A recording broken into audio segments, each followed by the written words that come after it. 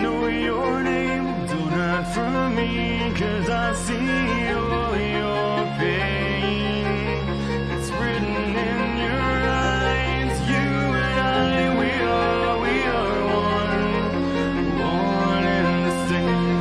For better or for worse, our dreams are our curse. We are united in our pain. So tell me why we live like angels with no halos, walking blind.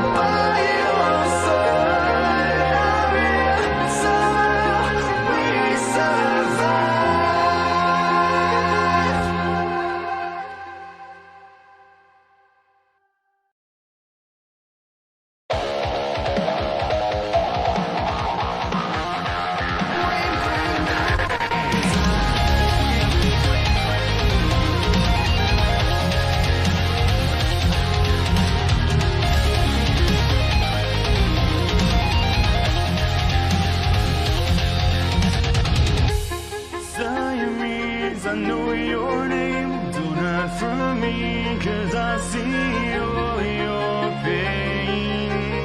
It's written in your eyes. You and I, we are one and the same. Better off for worse than dreams are our curse. We are united in our pain. So tell me why we live like angels with no halos, walking blind in a wasteland, a graveyard out of sight and out of mind.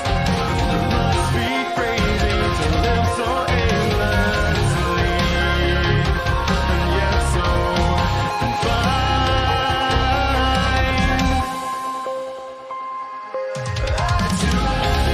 We survive.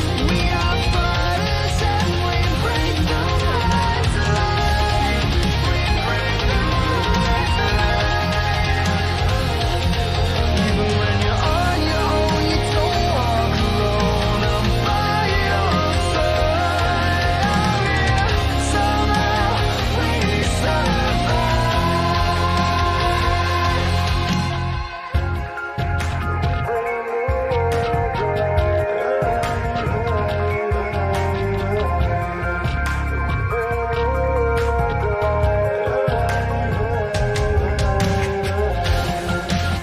Tell me why we're gifted with such insight, but we're so blind. Ooh, hello, ladies and gents, Hello. girls and boys, and those with toys. Oh yes, Huzzah. welcome to Ring Warriors. Chilling out at the moment. So if you want to come in with a chillaxed fun chat, that's why we have red box of chattiness. So fill that bad boy up. Let me know how you're doing, how your day's going, all that jazz. I'm joined by Tash at the moment. Hello. There she is, and I'm hyped we actually get to hopefully have a session this evening. Yes, Cross fingers, because I've been bloody waiting. indeed. But yeah, to answer the question properly, Tash. Whilst now that we're here, Yes.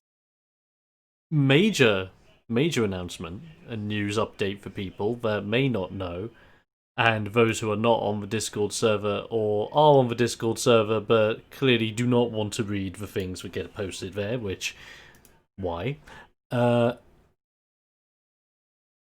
we are now currently sitting at 271 followers, with nine subs at the moment on the channel on Twitch, which is mind blowing. The support for the streams lately has been insane on a level that I wasn't even planning for it to go, but it's amazing. And I'm looking forward to what else gets brought in.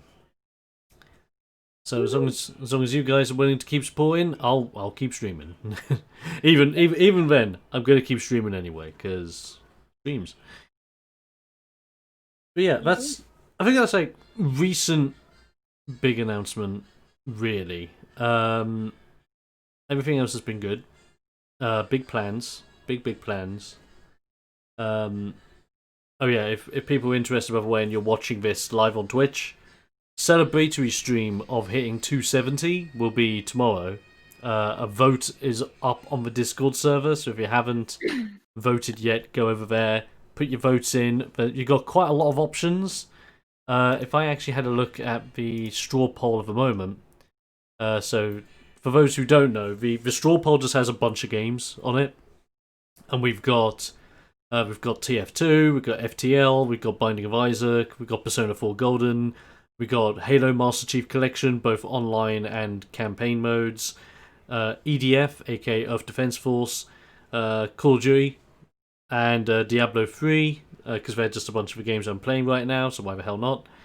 At the moment, the winner of the poll is Streamer's Choice, so it'll be down to me to decide, which would be cool, because if obviously it depends on what mood I'm in tomorrow, but if I was to choose one of these right now, and we weren't going forward with Ring Warriors this evening, I'd be probably voting for Persona 4 Golden, just under the grounds that I want to continue the game and kick some butt. But I know some people will also be miffed, because then with Persona 4 Golden, I won't be starting a new game, I'll be continuing from where I am, and unless you know the story, I'm going to have to explain things every 5 seconds. Yeah. And I'm at the stage of the game at the moment where we're coming up to the next dungeon, but I don't know when it's going to happen. So there's going to be a lot of days of just social links. I was gonna say, I was curious about like which dungeon, like you could just describe it in one word, and I'll probably have a good feeling which it is. The one after you get oh yeah, the dungeon after you get Naoto onto the team. Oh, okay. So the one after Naruto. I think I know which one. I think I know. I mean, Yes. yeah. My I social think. links aren't too bad either. I think I've only got 2 social links that are really low. Um and that's mainly because they just are. Um, so yeah, that's not bad. But yeah, again, saying that, I have been playing a lot of Halo, so I wouldn't mind jumping on uh Halo to do some online matches. Online matches in Halo would actually be really fun as well, because I haven't actually gone online with the Master Chief Collection yet, and Halo was my shit back in the day. So if I have a shred of the talent I had back then, I might just survive and maybe get a Kilimanjaro. Who knows? But yeah, Yeah. that'll be happening tomorrow. If anyone's interested, as I said, votes up on the Discord server. Go ham, go nuts, and all those coconuts. Ring Warriors wise, it's getting there. Steady progression, as per always. As you can imagine, with work at the moment, with what's happening in the world, it's taking its toll. So development is not going as steadily or as fast as it has been in previous times, but hey ho, it's just how it is. On top of that, it's taken a bit of a bump because, as you can imagine, with all the updates that I've done with streams recently, that's taken a bit of a precedent, just so everything can get up to date and I'm ready to go. So I appreciate people being patient on that front. But it is coming together. I've also done something interesting. Oh. I found a really amazing artist on Reddit. Because, yeah, guess what? Of all the things I've actually gotten back into, it's Reddit. Hmm. And I found this amazing artist on Reddit on, I believe it was actually the official D&D subreddit. Okay. There was an artist that made their OC, which made me go absolutely mad. Because because their art style and the OCs they made for other people's was their own were brilliant. They looked really, really good. And so with that in mind, I sent him a message and I said, "Can I challenge you with something that's not D&D related?" And I may have asked this artist to do a commission work for Ring Warriors. Oh. Specifically, creating their interpretation of Mike Jaws. Oh snap! So That would be. this is going to be sick. Bearing in mind, I only just sent the email today because I've been so delayed and everything, I haven't been able to get to them. So, might not be any developments on that yet. And depending on how it goes, I may have an artist that I go back to for quite a few of the character works. So, this is going to be interesting. It's going to be a very interesting period of time for Ring Warriors development. Even for assets, artwork, and all that jazz. And even then, if anyone's watching and if they want to incorporate any of their own art styles or their interpretations of any of the characters we bump into throughout the campaign, just go for it. Totally. There's a new area on. Oh great! We'll have to save that. Craig's already rolled a 1 in the chat, so an NPC will get a future 1 when it happens. Or as some people I've talked to have dubbed it, a future oof. Future? Heck yeah. So that's good. Nice to see you as well, Quaggles. But yeah, good times coming ahead. Not just for Ring Warriors, but for everything in general. And like I said to everyone on Discord as well, I am insanely thankful for anyone and everyone that's recently come aboard, is following bits on the streams and all that jazz. Even if you're just coming on board because of certain things, whether that be Yu-Gi-Oh bits, etc., it still means a ton. Absolutely.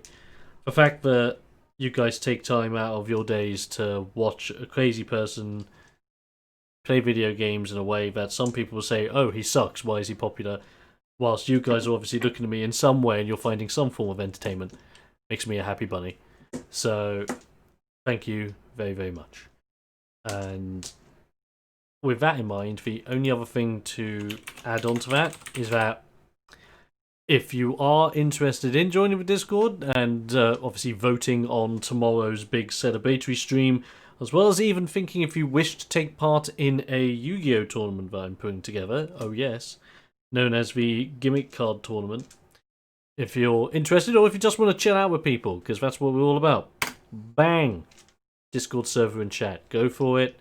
Come on down, have a laugh. And we're going to go from there. Simple as.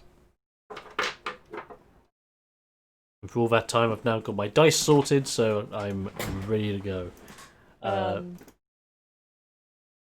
yeah, carry on. Lovely. So yeah, I hope everyone in chat's doing good. I think... go ahead, Tash. Sorry. Oh, no, I was going to say, while we're on the subject of, like, developments, I mean, in terms of, like, art for, like, Ring Warriors, I mean, I haven't really done anything in a while.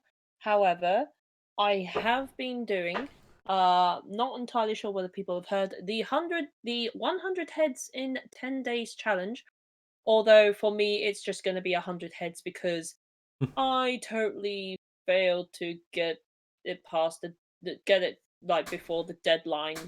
But that's besides the point. The point is that It's just 100 yeah, heads at this point. Who it's cares? just 100 heads. Yeah, essentially, yeah, pretty much what it says in the tin. There's like a portfolio of photo references on Pinterest by I think the person who kind of made the challenge. And yeah, so yeah, their name is Ahmed Aldori Up on Pinterest, and essentially they have like a portrait folder in which the 100 head drawing challenge is at, and essentially you have to draw like the portraits using them references. I mean, so far I've done 30, but um, but what does this have to do with the development, you ask? Well, I mean, it's more after I've done like a few heads, I kind of realized there are some of the heads which I wasn't happy about when I first submitted them to Dom. Right. So I may consider redoing some of the heads in the hopes that I would do a better job with them than I did previously. Fair enough. So I guess you could Um, say if it's going to be reheaded or heading in a different direction. Yes. Ah, puns. I appreciate them. Um, but Welcome to yeah, Ring Warriors, pun yeah. heaven. What? Do. Um, yes. Uh, but yeah. I mean, I know, I know it's weird because like, I think only Dom and I think very few people have actually seen some of the like concept art and things. But yeah, I just looked. Yeah, I kind of like went back and I'm kind of like I'm not really happy with them.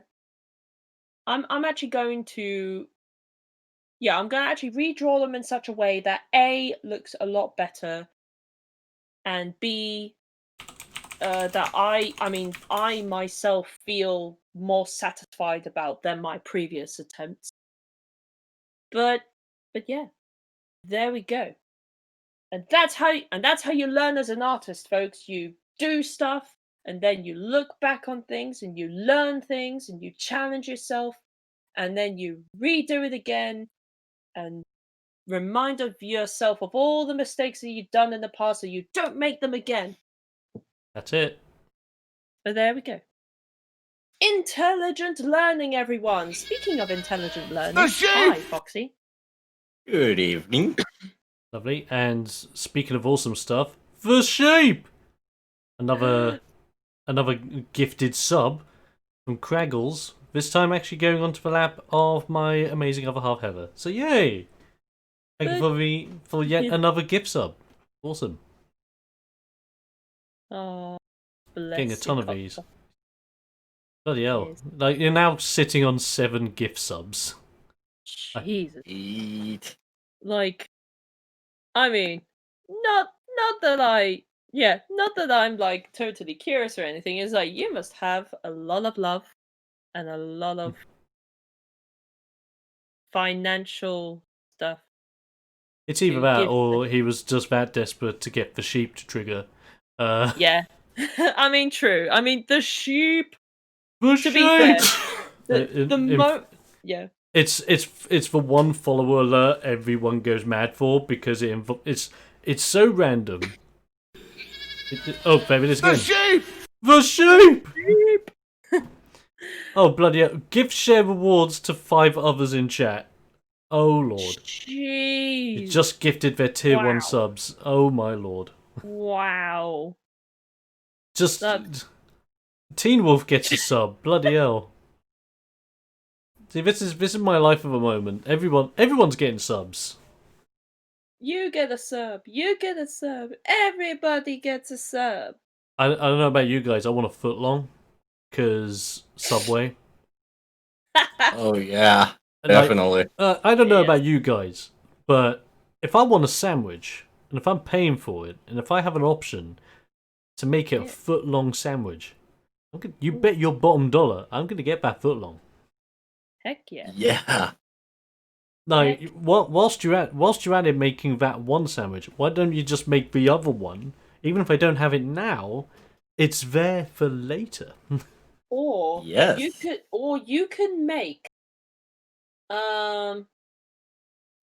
make like the mile long sandwich. Or mile long. Mile. What is this, Mile Scooby-Doo? Yeah. It's just like you have one so long that you just gotta balance it and just go. No, Start on you'd both ends, meet in the middle. it has to like it has to be a very very long table to like sort of accommodate this sandwich, and That's true. Yeah. like you just have to push the sandwich along as it gets shorter and shorter. True. It just Like that's a you don't really win. You just get a little bit further each time. you get a bit bloated as well. That's it. Like, and Oh, that's a lot of sandwich. oh yes. Good thing as well for people that are interested. After the stream's done, if you missed out on yesterday's Yu-Gi-Oh stream, where we did the Wheel of Gimmicks, and we brought back the Wheel of Gimmicks for the first time since we brought back gimmick card battles. That VOD is now up on YouTube, so you can check that out, have a laugh. That was a really fun stream. The fact that I was able to actually summon the Winged Dragon of Ra in the deck known as the Winged Train of Ra was Oh. actually really fun. So more of that to come, and the VOD's right there. But don't watch it now. After stream. Well, yeah, after the stream. Yeah. At, Be a at good least boy. watch this. Yeah, watch us beat up a bunch of like Bunch of beasties NPCs. or whatever. Oh man, like Now, yeah. Carry on. no, go ahead. Go ahead. What's up? I was going to say, since we are looking into the Ohio like sort of matches or something, or I don't know.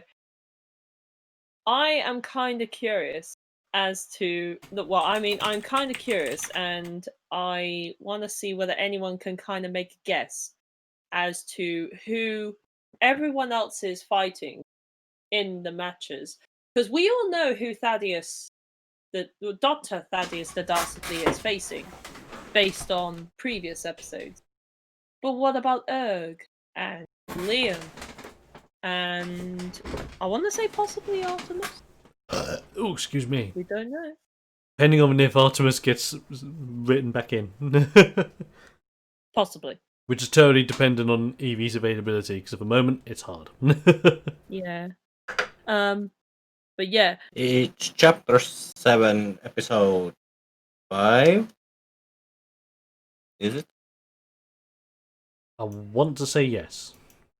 To be honest, I've lost count because we haven't been here for a few weeks. Yeah. Like, I mean, I don't think it's likely that Karatov would make a return anytime soon, but I do love Karatov. Do not as a kind of underestimate the reoccurring- Bulgarian Supreme. I do love the reoccurring kind of instances of Karatov now and again. The concept when we first talked about this dude was just like, oh my god, Oh, yeah. that's just Bulgarian beautiful. circus weightlifter becomes super popular wrestler. Yes.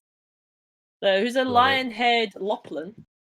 And the fact that he was involved in the grand return of the current world heavyweight champ. Yes, that's He was also involved. true. He was involved. Technically, he's still with us. He's just hasn't been brought up in the news yet. But that's Karatov. Yeah, Karatov. He doesn't need to be in the limelight to know that people care. He's just such a cute, fluffy bunny with a lot of muscles. It has been, That's it. last time, it has been June 5th. Like June 5th. Yeah. Nice. Wait, that's when he was on last time? No, that was the last session we had with Ring Warriors, I believe. To So answer your no. question in chat, Corky, about my shirt, which yes is covered in Pokemon. You're welcome. Last time I checked, I believe I want to say this was from Primark, but this is bearing in mind I got this shirt for like a birthday present. I believe it was last year. So whether it's still in rotation or not too sure. But I'm pretty sure it was Primark. I think they had like a bit of a Pokemon thing at the time. This was one of the shirts. And my family just obviously looked at it and just went, he likes the mon of the pokes. And there you go. Right, Vinny's going to be delayed due to an emergency that's made him have to run to the shops before he closes. So in the meantime, I think we're ready to rumble. Heck yeah. So let's transition to Funky Fun Screen. Whee! Fancy new transitions, by the way, ladies and gentlemen. We up to date now. Well, we're getting there. But yes, ladies and gentlemen, boys and girls, children of all ages, welcome officially to Ring Warriors, the wrestling tabletop role-playing game being designed, created, designed, I said designed twice, but who cares, by one crazy Mother Hubbard before it was a great idea to create a tabletop role-playing game on his own that was wrestling-themed and totally blew the world by storm. And we're getting there, and we're doing it one step at a time. I'm, of course, your humble host, game designer, and all that jazz, TheXploder Coles. You may know me from many a stream, such as ripping my hair out at the fact that things happen. It happens a few times, but not a lot recently, in all fairness. But at the moment, I'm joined by two of my players. Playing Liam Cyber O'Reilly is, of course, Foxy. Yes, I am here, and also enjoying some merengue I made earlier today. Nice. Very nice. Is it like meringue? Yes. That's fine. Like Nice. It's like, is it so meringue? it's like meringue. It's and I'm fine like, if it's meringue. yeah, it's fine if Yeah. it's meringue. Yeah, yeah. Like God forbid if it wasn't. Bless your Finnish heritage. Yes. Bless your Finnish language. I bless your fin. It's also like if we are exact, it's actually marengi in Finnish. Merengue. I Yeah, thought merengue was like a dance move. it Like a forward is. dance. Yeah, it is, but it's kind of weird way to say it as it's Finnish. Oh, okay, well, fair enough. Nonetheless. And I'm also joined by, currently playing, the most dastardly of dastards, Dr. Thaddeus. It is Tash. Heck yeah. Heck yeah. Oh, yes. Yeah. He's there to tip his hat and twirl his moustache with a flick of his cape. There is no escape from the Doctor. Yes. Yes, you're right. Ladies and gents, where did we actually leave off when we last were able to actually sit down and play a bloody session?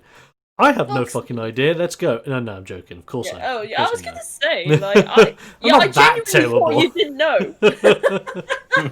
So no, in the last episode, what pretty much happened was the party are in Ohio, with Bob, the former Ohio State champion, looking after the guys on his farmstead with his wife Maud, as the guys were just sitting, having a nice time, nice family meal around the table, a bit of banter about bits. And then all of a sudden, mysterious, strange noises emitting from the dark outside of the farm. And in the middle of the night, you are coming at grips with a terrifying monster. A large beastie that seemed to be sheepish in nature, but just monstrous in shape, size, strength, you name it.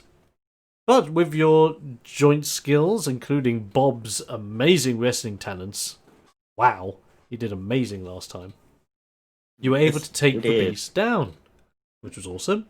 And you've locked him away in the big barn that Bob owns, and decided to rest for the night and investigate things in the morning. It is now morning. You guys are literally the sheep. Yes. It is now morning. You are awake in Bob's house. You awake to the smell of what can only be described as the fry-up. Tasty times. The sheep! Aww. That's bloody hell, another sub. A gift sub towards Tash. Thank you. Awesome. And another sheep as well. Wow, we're getting a lot of sheeps in today. Awesome. You have so many sheep that you'll knit like you'll be able to have enough wool to knit yourself like a giant jumper or something. Ah, heck yeah. Gonna make all the jumpers, yo. Hehe. Yeah. They finally got the bee. To the bee. The fact we have the bee is actually really good. I love that bee. I know. Ideas for new wrestling race on? Huh? Huh? Yeah. Let's move on. I mean, I that may I did be manage to... that may be when we go Ha! to a different wrestling universe that Ha! involves bees and wasps. Ha! Maybe. Ha! But God. anyways, yep. Yeah, but- You God you dang walked it. into that one. Yeah. It's times like this, ladies and gentlemen, where we come to the grips of understanding that we are surrounded by those who wish to cause pain to the game master, which is something you should always be scared of when you do decide to run sessions of this magnitude or otherwise. I'd wrestle as a bee or moth, beetle wrestler. Okay, you know what? I'm just gonna bloody say it. Big Bad Beetleborgs expansion. Done, okay? Yes! We'll Yeah. freaking do it. Yes. Everyone gets a bloody Beetleborg and you'll be fucking happy. It's not peer pressure until I say it first, okay? It's not peer And pressure. And Well done, it folks. would be. I would say it would be perfect to introduce like a praying mantis into the mix. Oh yeah, I mean like the insectoid expansion can go over many different kinds of insects. Yes. And if you don't like it and think it's a pile of crap, dung beetle. There you go. Oh yeah. Sorted. Fix that problem right off the bat. Anyway, you guys wake up in the bob abode. You wake up to the smell of breakfast being cooked, and it's all go from there. Oh. Yeah. To note, the morning the doctor wakes up as Wilbur. Oh So yeah, he's of gonna course. be the subservient dude that he is. Lovely stuff. For those who don't know, Thaddeus is but one half of the character. Oh, excuse me. Oh yeah. One half of a whole gnome. Oh yes. So you are all enticed to the lovely smells of Foodie McFoods. Now, do you guys decide to head down to investigate said smells? I mean, I'm certainly heading down to investigate something. Lovely. Yeah. Would every good wrestler knows that proper staple for the day is to have a proper breakfast. Very true. Very, very true. Set you up right. As you come downstairs, you just smell all the wondrous smells of the kitchen enticing you over. As you see Bob sitting at the table with a mug of coffee, with an empty plate in front of him. And you also see Erg already downstairs, who seems like he has had a lovely breakfast. And just can't wait for you guys to enjoy it either. As Maud welcomes you downstairs, insists you sit at the table, as she turns around and just goes, "Oh, good morning, you two. You two having anything in particular? What you fancy?" I mean, whatever you've already cooked up, it really smells good. Am I right, Liam? Yeah. Sounds really good. Smells really good, and I'm starving. Oh, lovely stuff. So it's like as if Maud's hands just work wonders as her talents come to the fray, and before you know it, granted to you on the plates in front of you is quite a hearty breakfast, not too far away from a full English breakfast. but with the big difference of a side of pancakes. Because of course, we're in America, guys. Everything comes with a side of pancakes. It's how it works. Hmm. Yes. So you got your eggs, your bacon, some like perfectly done like diced up mushrooms, scrambled egg, and all that jazz. But it's arranged in your plate in such a way so that it creates a nice little happy face. It's a nice warming welcome to the breakfast table. Oh, that's so adorable. That's so wholesome. Yes. Like, it's at this point like Erg is eager and is just looking over to you guys, just going, "Eat, please. It's too good to leave." Yeah, yeah, yeah, yeah. Oh, yeah, yeah. He's gonna chow down, gonna devour the breakfast, or devour as much as his gnomish appetite can devour, which is Yeah. probably all of it. Brilliant. You guys decide to consume. As you do, you are completely enthralled by how amazing this breakfast is, to a point where it fills you up with so much energy, love, wholesomeness, that it feels as if it grants you new potential, or at least potential for the time being. It is at this time that I want you guys to note that at any point before the next day, you can roll 2 skill checks with favor. Okay. Okay. Because you're still so filled up with hearty goodness that you just get all that channeled into your skills. I do have a question. I looked at my character sheet and I want to say whether we had some temporary hit points at some point. Are They those would temporary hit points gone? have gone by now. Okay, cool. Yeah, Duly noted. no worries. So Cool. yes, you guys chowing down on your brekkie, having a good time.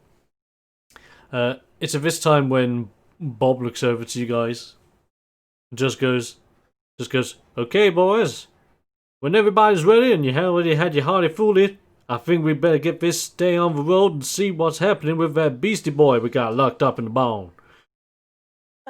Yeah, Yep. yeah, sorry, Liam. Go ahead. Oh no, I was gonna say, yeah, I'm pretty worried, about whether that beast in the barn that we took care of last night is still there or not. Well, you're damn right here, son. Yeah. Now, this is bearing in mind that barn is made out of something solid. The only chance for someone's gonna get out of there is if they break out of it with their bare fists and their monstrous body. And I know that thing was a monster, but we knocked that thing out so bad it's gonna take more than just 30 winks to wake that mother up. Well, we'll see when we get there. Exactly. He looks around the table. He sees that all of you have pretty much consumed your fill. As he stands up from his chair and just goes, "Boys, get ready. We're about to head to that barn and crack it open." Yep. All right. Yeah, let's do it. Let's go. Nice stuff. Bob and you guys head on out the house, just opposite where the barn is. As you approach the barn, you notice that there's nothing suspicious from the outside. The outside's intact. Nothing's been like smashed out or bent or woaded, as if something's been trying to get out. It's actually in perfectly good shape. So it looks as if no further fighting or no further resentment or anything along those lines have been dealt in any form. And as you approach the big barn door, there's a solid lock on it thanks to the likes of Bob. He goes to unlock it all, and before he opens it up, he looks back round, he looks at the three of you, and he just goes, "Now whatever's behind this door, I want you boys to be ready just in case he's gonna jump at me like a jackrabbit." Yeah. Okay. Yep. Ready when you are. And Erg just like clicks his fists in anticipation. Bob just very calmly, very slowly opens the door up, and as it does and beams a shed of light into the barn, you notice that where you left the creature in the center bottom area of the barn, the creature is gone. And there is no sign, seemingly, of anything being inside. What? That's impossible. I mean,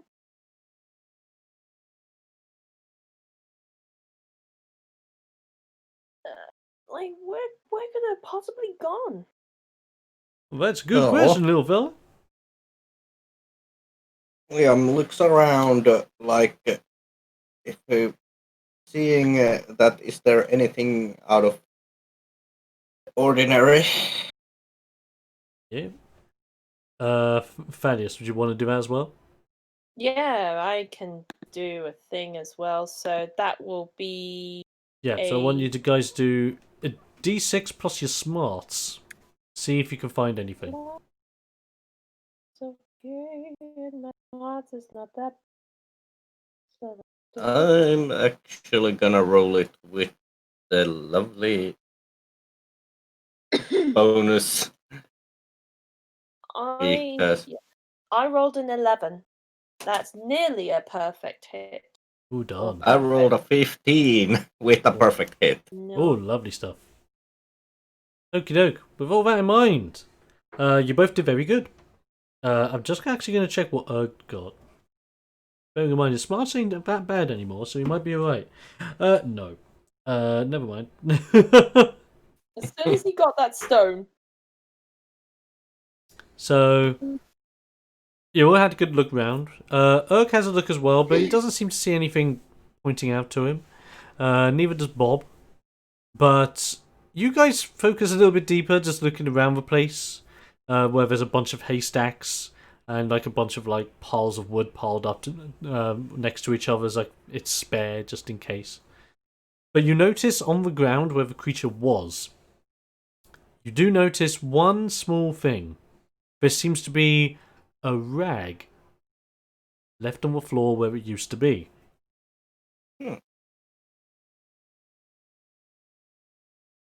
And as you look very closely, the rag that's there seems to not be the only one, as there seems to be a trail of similarly coloured rags going off into one of the haystacks.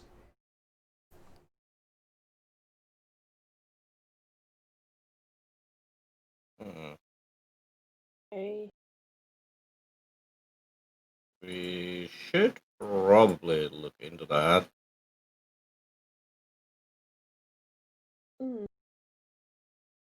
We Just maybe. That's yeah, we just should my probably opinion. no. We should probably approach carefully in case Yes. it's still there. Hey, what you boys find? Says Bob. There's these rags on the floor, and yeah. So it might be hiding. Could I? It's gonna sound weird. Could I sort of give it a small inhale to see whether there was like any chemically or chemical sort of stuff Okay, that yeah, may. gladly, I'll let you do that. You don't need to roll anything. I'll let you just do that. Fantastic. It's like as if you take one of the rag like scraps, as you say, stick it up to your nose as if to give it a whiff, see if there's any like chemical reaction to it at all. There's not at all. It smells a bit like gone off, but it smells more of age than anything else. It doesn't smell of like chemical tomfoolery. It's more so this rag is of a piece of clothing that's been clothed for a very long time. Huh. I don't know about you guys, but for some reason this smells a bit, I don't know, musty. Like it's been around for a while. Is there anything in the barn that, I don't know, may have been there for a good while or so? Hmm, that's a good question there, little one. As far as I'm left to believe, the barn don't have anything like clothes or rags or anything in here. The only rags we got are back in the house, in the attic. So I got no idea where that's came from. I mean, if if that creature didn't, I mean, wait, why on earth would it? No, I just thought that maybe the creature somehow got into the attic and took some of the cloth, but I mean, why would it do that and then come back here? Yeah, And I don't know, I'm just yeah. spouting a lot of nonsense. Well, the only thing is, if it did manage to get one of the rags from the house, it would have had to broken into the house, snuck past everybody whilst we were trying to sleep, grab the rags and get back in here. But there's no sign of a struggle and the barn's been locked up all night long.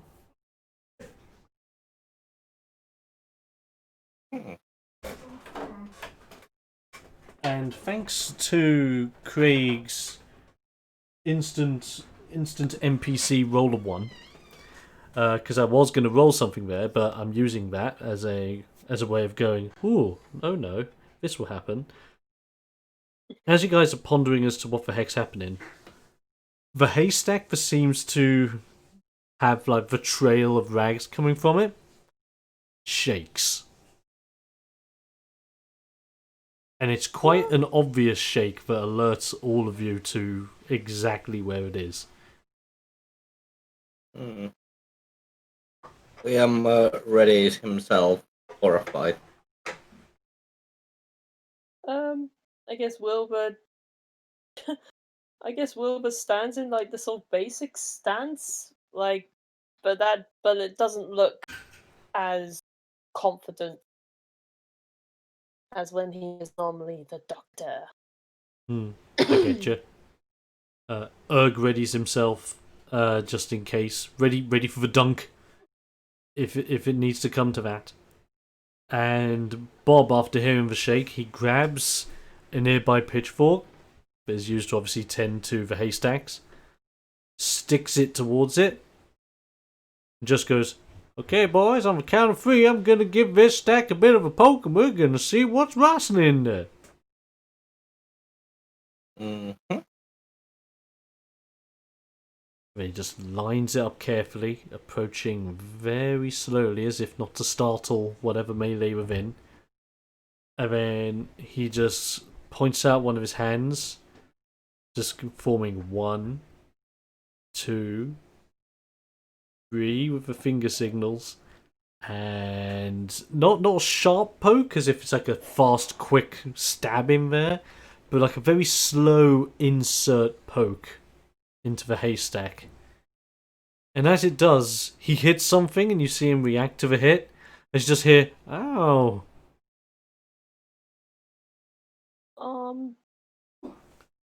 Hello? Uh, we're not gonna hurt you that, if, that's what you're worried about.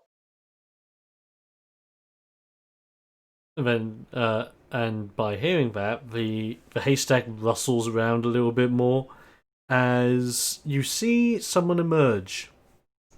And this someone is another Mouflon. This Mouflon not wearing any clothes in particular apart from a very raggedy, ripped up pair of shorts. which match the color of the rags you were identifying earlier. Hmm. Well, good morning. He Morning? he comes out of a haystack, like tries to shake off some of the hay when you can obviously see that some of it's still sticking into his fluff of the sheepy fur. As he looks over to you guys, just seeming out of it, as if like dazed after waking up early. He just goes, stretching his arms out. It just goes, morning. Now, where am I?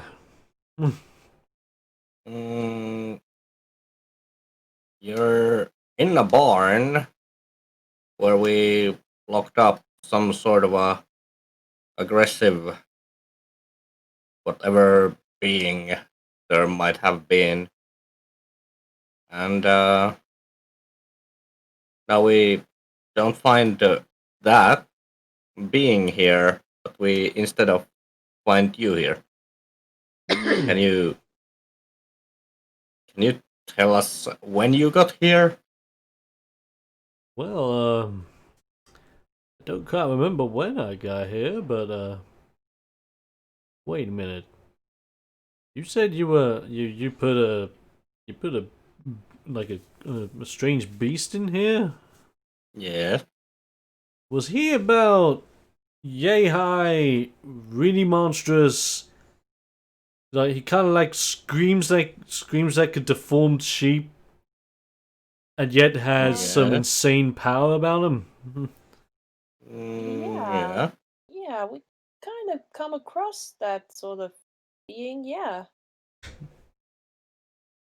And then he just processes that for a moment as he's just like, okay.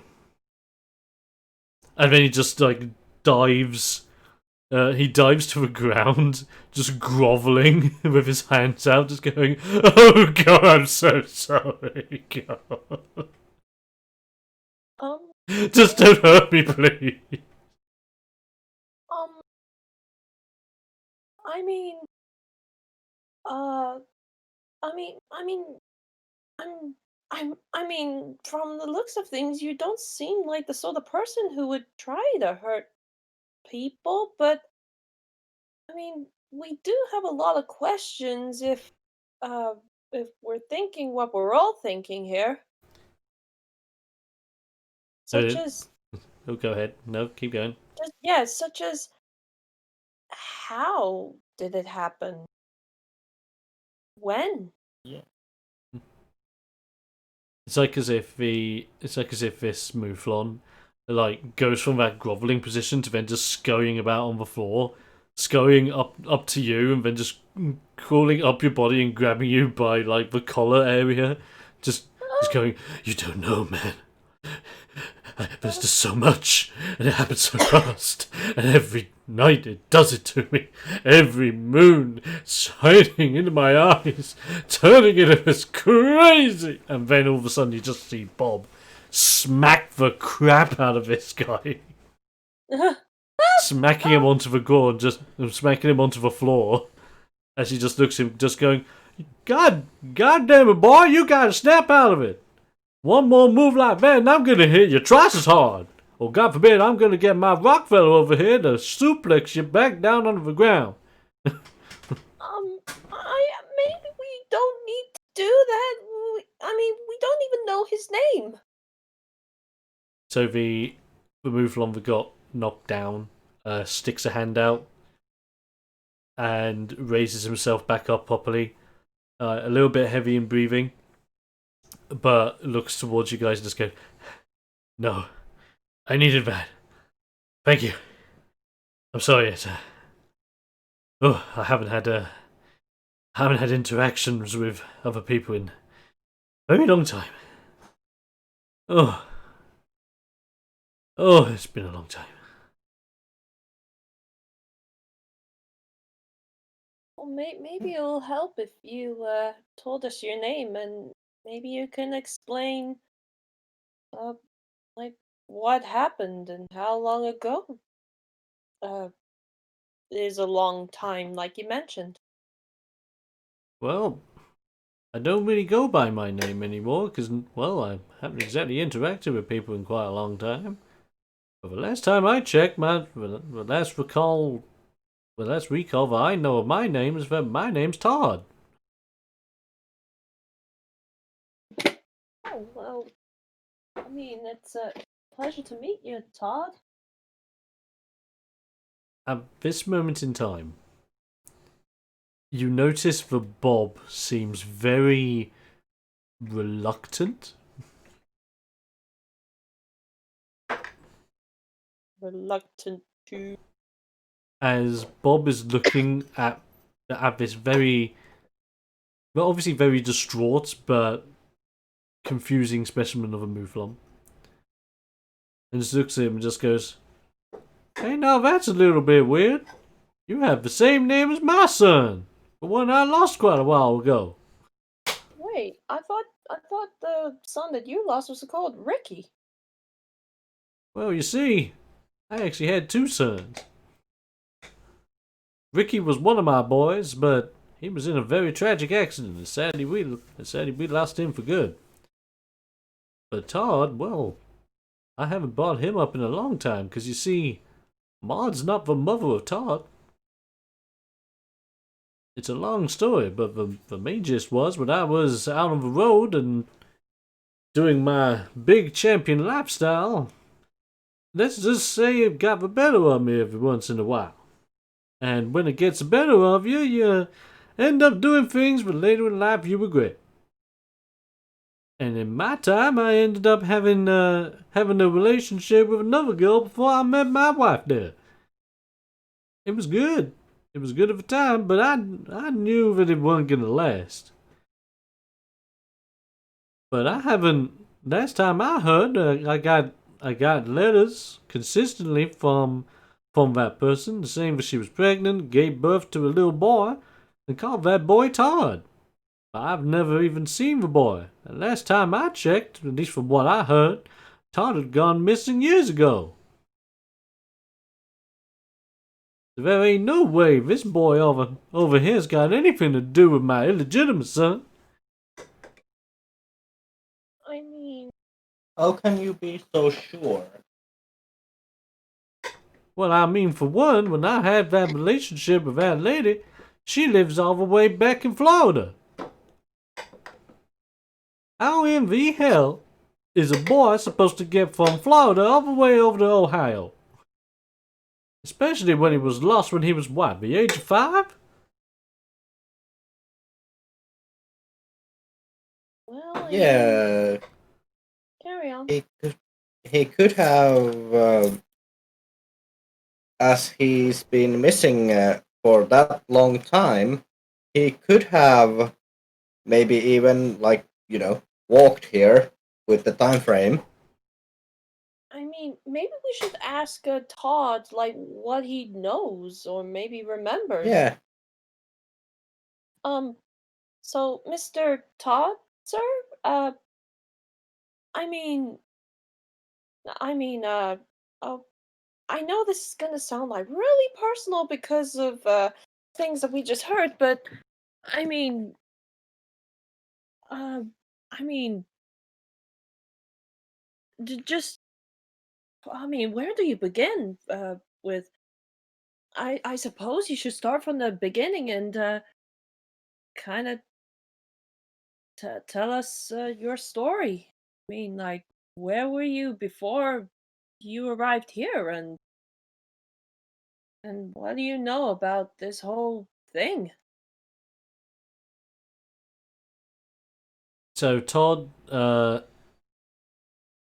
goes over to the haystack, like models it up a little bit and makes like a little haystack seat that he could just sit down on so he can go over everything.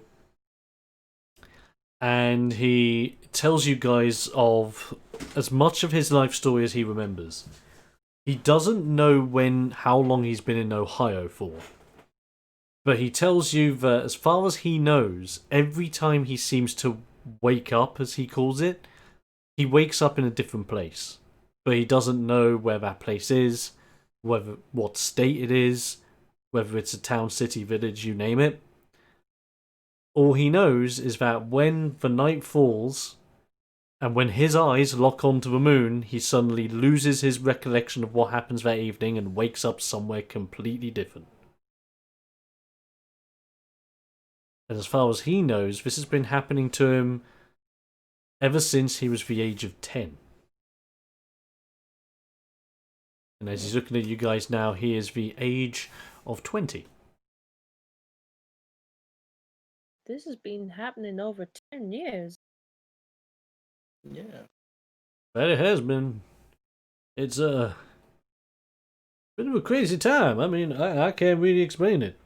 The only thing I've understood from it all is that whenever I do wake up and someone takes me in or locks me up or does something with me, they said they did it for my own good. Explained to me about this strange and huge beast of a creature that terrorized and stole and kidnapped and ate and devoured and killed and all that. And I don't know what to believe. When it was first happening, no one believed it. And damn right I wasn't gonna believe it. I was 10, I didn't know. But as the years have gone on and with how consistent this has been going on for, I've learned to believe that whatever's happening, I'm obviously turning into something, but I can't even explain or even know of.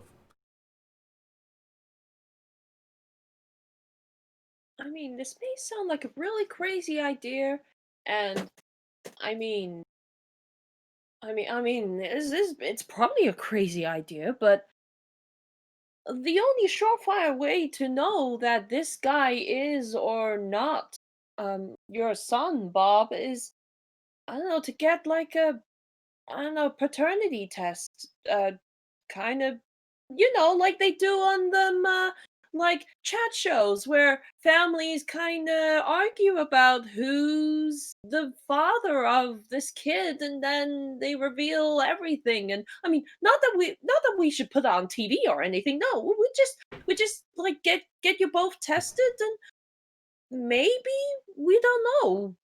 I mean, It's like this time when Bob looks at you and just goes, "Boy, you've been watching too much Jimmy Spring." Which is this world's I'm equivalent of Jerry Springer. Yeah. and he's a Loplan. The spring. Oh, I'm totally. calling this now. You just recall a very popular episode of "You're Not My Agricom." Mhm. Chip off the old block. Oof, oof. Oh, Just when you create. This is Stick. Nice to see you. So yeah.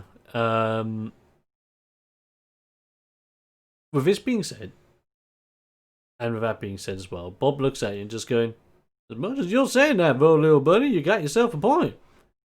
If we're supposed to rule out that this boy over here has anything to do with my Todd, the only thing we could do is do one of them DNA tests." yeah, and then, I mean, whatever the result, I mean, I don't know, we just go It's from only there, really. Alright, okay. I mean, first we probably have to get him some clothes. 'Cause I mean, you're probably feeling a little self-conscious in nothing but ripped shorts, guess, Todd. Well, trust me on this. After you've been transforming in and out of clothes for the past 10 years, you get used to seeing your own bare body. Besides, I like to think of myself as strong and fluffy. I mean, fair, fair. You're covering up the more vital parts, I suppose. Oh, that's very true. It's okay anyway. I made a stockpile of some goods. The lucky thing is, for the past few months, I've actually remembered where I've been. I don't know whether it's because I'm finally getting used to these transformations, but I'm actually seeming to stay in a place instead of traveling from here, there, and everywhere. To the point where I specifically remember making a stockpile of goods at a cave just over the farmstead. I mean, I mean, you know what? I mean, we could do it like I mean I feel like I'm being very intrusive, and I mean, with your permission, Bob, with yours and Maud's permission, maybe he could stay at your place for maybe I don't know, I don't know, a couple of days until you two get yourselves tested, and then go from there. Well, that's certainly an idea, little buddy. I'm completely fine with that. And Maud's always up to helping out people in need. One of my favorite qualities of it. I tell you what, boy, as he looks over at Todd, he just goes, "There's only one thing I want to check first. If you got a cave on the edge of my farmstead and I don't know about it, but since this location belongs to me, I want to make sure that this cave is perfectly fine. I don't know about you boys. I want this fella to show us this very cave of his." I mean, Yeah, I could go for a little sniff around. we could think of this as a leisurely walk. I mean, if that's okay with you, Todd. Todd looks it over and just goes, "In all honesty, I actually appreciate the company. It's the first time I've had a proper interaction with people in quite a while, and heck, if it'll, who knows, it might even give me some clarity if I get my stuff looked at from another pair of eyes. So I'm perfectly happy with that." No, all right then. Yeah, yeah. Yeah. I'd say we should totally go to this cave. Lovely stuff. With Yeah. that being said, and with you guys ready to go, Okay. you guys leave the barn and allow Todd to lead the way. You head back up the farmstead that you guys had battled the creature the night before. You see like some of the residue of some of the crops that had been smashed into or laid down. As you come through, you see some of the big steps around the farmstead as well of the creature that you guys were fighting. And then, as you keep going on, you reached the end of Bob's regular farmstead and see a series of hills. And as you approach these hills, or start approaching them, you realise that one of them does open up into a cave-like crevice. Oh. And as it does, and as you guys get closer, the cave isn't that deep. Basically, as soon as you get close enough to see the face of the cave, you can already see inside of it. With the light beaming inside of the cave, you start noticing that this cave has what seems to be like a makeshift, thrown together bed on it that has never been used. Just like a series of assorted leaves on the ground. So that whoever lays on it is not necessarily just laying on flat cave. No sign of a pillow anywhere. You also notice that around the cave there's been a bunch of clothes that have been stockpiled and thrown to one side. And just a bunch of clutter everywhere. It doesn't seem to make sense why there's clutter or what this clutter is necessarily for, but it's just a crap ton of crap. Yeah. As Todd just looks over to you guys and just goes, "Well, here's the cave. I do apologize. I haven't exactly been looking after how clean it is." I mean, I mean, I've certainly seen worse places, and I'm sure everyone else has. Oh, that's indeed fair. I mean, I don't know why I grabbed a bunch of this stuff, but all the crap you see there, that was collected when I go to sleep, or whenever I can't remember stuff. All I remember is waking up and seeing that pile getting bigger and bigger and bigger. and having no recollection of why it's there, how it got there, or what it's even supposed to mean. I mean, to me, I'm just looking at a big stack of rubbish.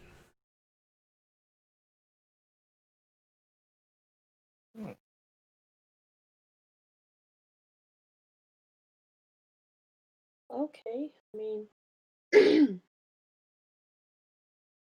so what are you thinking, Bob? Well, I don't know, little boy. I mean, something's got to do with that big pile over there. I mean, whether this man realizes it or not, things must be collected and mean something, or at least give you an idea as to what this thing was trying to get a hold of. Tell you what, why don't you guys have a look at that stash and see if you can find anything that gives you an idea as to what or even why anything's being collected in this way. I'll help Todd go through his clothes and find something half decent to put on.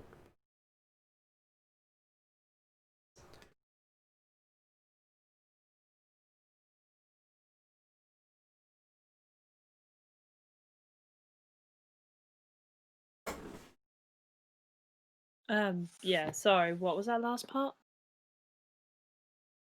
Bob said he was going to help Todd go through his the throne clothing. Yeah. And find something for him to wear properly. Cool. I mean, if there's anything you need us to do, like don't be afraid to ask. Like, I mean, yeah, I'm certain we can probably do some things or two. Well, I did say, boy, why don't you start looking through the crap? There's got to be some reason why there's a pile of rubbish there. There's got to be some semblance of order or some connection that drives it all together. Yeah, maybe. Oh, okay, yeah, we can do that. Lovely. Okay, so if you wish to scurry through the mountains of crap, as they are now determined as, to go through this, at first, I want to just take a look at your base smarts. My base smart is 6. So Thaddeus is 6, Yeah, and same. so is Liam. That's awesome. Okay, so with your base smarts, you have like a similar mindset going into it. So you see the pile, and your first instinct is to think, okay, try separating the crap into some semblance of order. And working together, you try and separate like what's cutlery with what's jewelry with what's like actual rubbish that just seem to be thrown there, and all the other things. So now you've got somewhat an assortment of piles of different things. There is quite a lot of just thrown in rubbish here, which has like rotten food or like old banana peels that are just ew and gone off at this point. But whilst there is rubbish, you start noticing that there is quite a bit of jewellery. And at first you're thinking to yourself, damn, there's a lot of jewellery that whatever's been collecting this has been stockpiling. But then I want you guys to roll me a smarts check to see if you notice anything about this jewellery. Okay. Will use the same. You will use the extra. I will use This the one. favor for this. Okay, cool. Yeah. You still have one use before the end of the day. 14. 14! Huzzah! Hey! It's a snap game! Snap! Lovely. With your 14s though, you have a look at the jewellery a little bit deeper. At first you just think to yourself, oh, that's a lot of jewellery. But then you look at it a little bit deeper with a little bit more of an analytical mind. As you look at it, you start noticing similar shapes, similar ideas, similar designs. You notice that the majority of this jewelry has an insignia on them, or depicts the shape of what seems to be a tooth. Hmm. And whether it's like a chain with like a souvenir tooth on it that has like no other value but sentimental value, or whether it's like a gold like plated tooth shaped object, you start noticing that it's all related around the shape and design specifically of a tooth. Hmm. Hmm. Hey Liam, like you notice that these pieces of jewelry like have this kind of tooth motif going on here? Yeah, I keep noticing that, and it's a little bit creeping me out that it is uh, that he is collecting some of this, let's say, memorabilia. Hmm. I mean, Right. At this time, Bob comes back with Todd, and you notice that Todd's been dressed up a little bit more appropriately. He's got a T-shirt that just has like the Ohio State football team's logo on it, which is strangely enough like a shield with like a ram's head on it, Hmm. with like, and it has at the top Ohio, and underneath the shield it just goes the Ohio Rams, the American football team. Oh, yeah. Uh, and he's got a nicer pair of shorts on. Just regular pair of blue shorts. Nothing too special, but at least he's clothed. He looks a heck of a lot better than he did when without it. yeah. Yeah. And as Bob and Todd approaches, Bob asks you guys, "I don't suspect you guys found anything interesting in that pile over there." Mm, yeah.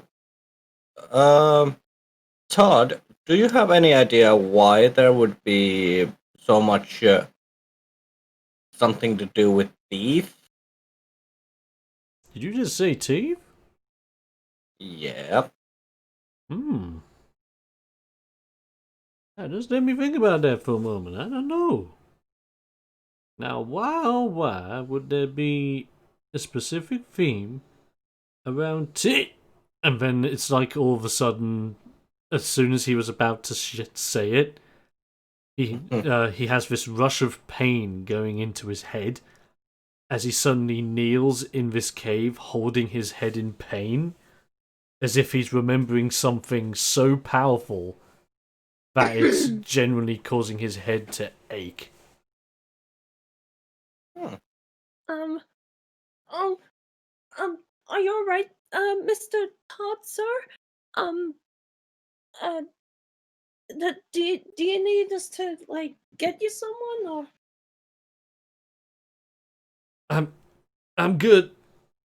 I don't know what happened, but I just think bringing up teeth, I think it's just clocked something in this head of mine. You remembered something? I mean, it's a bit fuzzy, but I just have. I all of a sudden have this memory of when all I can see is me as a young boy on a table, and then as I'm laying on the table, I see someone in what seems to be a lab coat and a big pair of goggles And all I see after that is him holding a tooth in his hand. And then taking that tooth and puncturing my upper arm. And that's when he pulls back his shirt that he's just put on, looks at his upper left arm, and he sees a mark that's kind of like an old puncture wound that's been healed up on his left arm. And as he's looking at that mark, he's thinking, Is this where it started? What the hell? I'm sorry, boys, this is fucked up. Yeah, it is. What kind of person would do such a thing to... I mean, you were a kid when that happened, and... What? Well, to be honest, I can at least think of one person who could do such a thing, and that person Speaking is of that- Strongham. Finish! Hello. Hey. I hate Morrison's. Lovely. Molson's, ladies and gentlemen. Ugh, but I'm ready to roll, as it were. Well, that's good. Welcome. Basic gist is so far to give you a quick catch up to speed. You in the last session, you guys beat the living crap out of a mysterious big beastie, captured the beastie, shoved him in the barn. You've now woken up the next morning, checked the barn. Big beastie is not there, but you have found a mysterious other Mouflon guy named Todd. Todd has now shown you to the cave where he has been stockpiling bits, as Thaddeus and Liam have found out that jewelry that has been stockpiled here have the motif of a teeth. Did not mean to make that a thing, but hey ho. And this guy, known as Todd, has just had a huge spike of memory come back to him, as effectively he remembers one of his oldest memories of him being punctured by a large tooth by a mysterious person whilst being on a table who was wearing a trench coat and a large pair of goggles. Uh.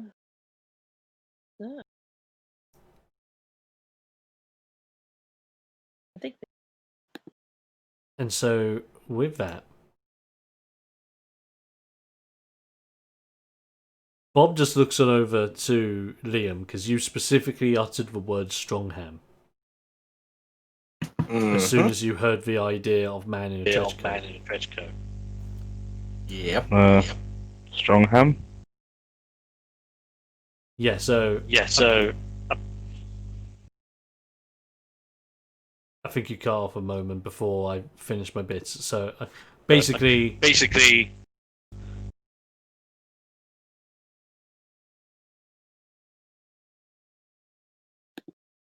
yeah. So basic gist is that this guy that you've just gone to the cave and arranged his jewelry bits, and you found that they're linked to the like motif of a tooth. As soon as you bring that up to him, he's had this big memory spike come back into him, and he suddenly recalls him being on a table as a kid and being punctured by a tooth in his upper left arm by a mysterious man in a lab coat and a pair of goggles. Yeah, that sounds like strong beef. Strongham.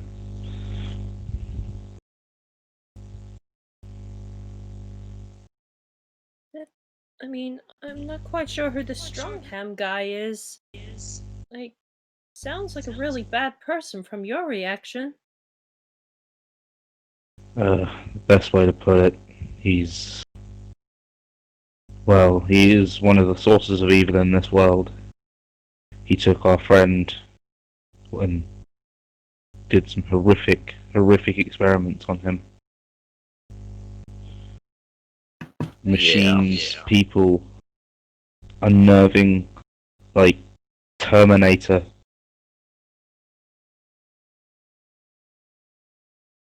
So sorry to hear that. We caught him when we beat him, but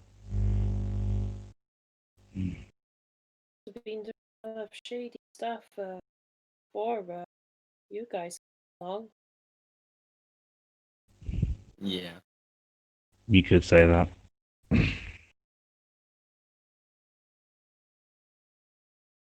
At this time, Bob will just be mindful, Vinny. just I'm be hearing my myself. Vinny, I'm hearing myself. Yeah. Ooh, my apologies. No worries. No worries. No worries, dude.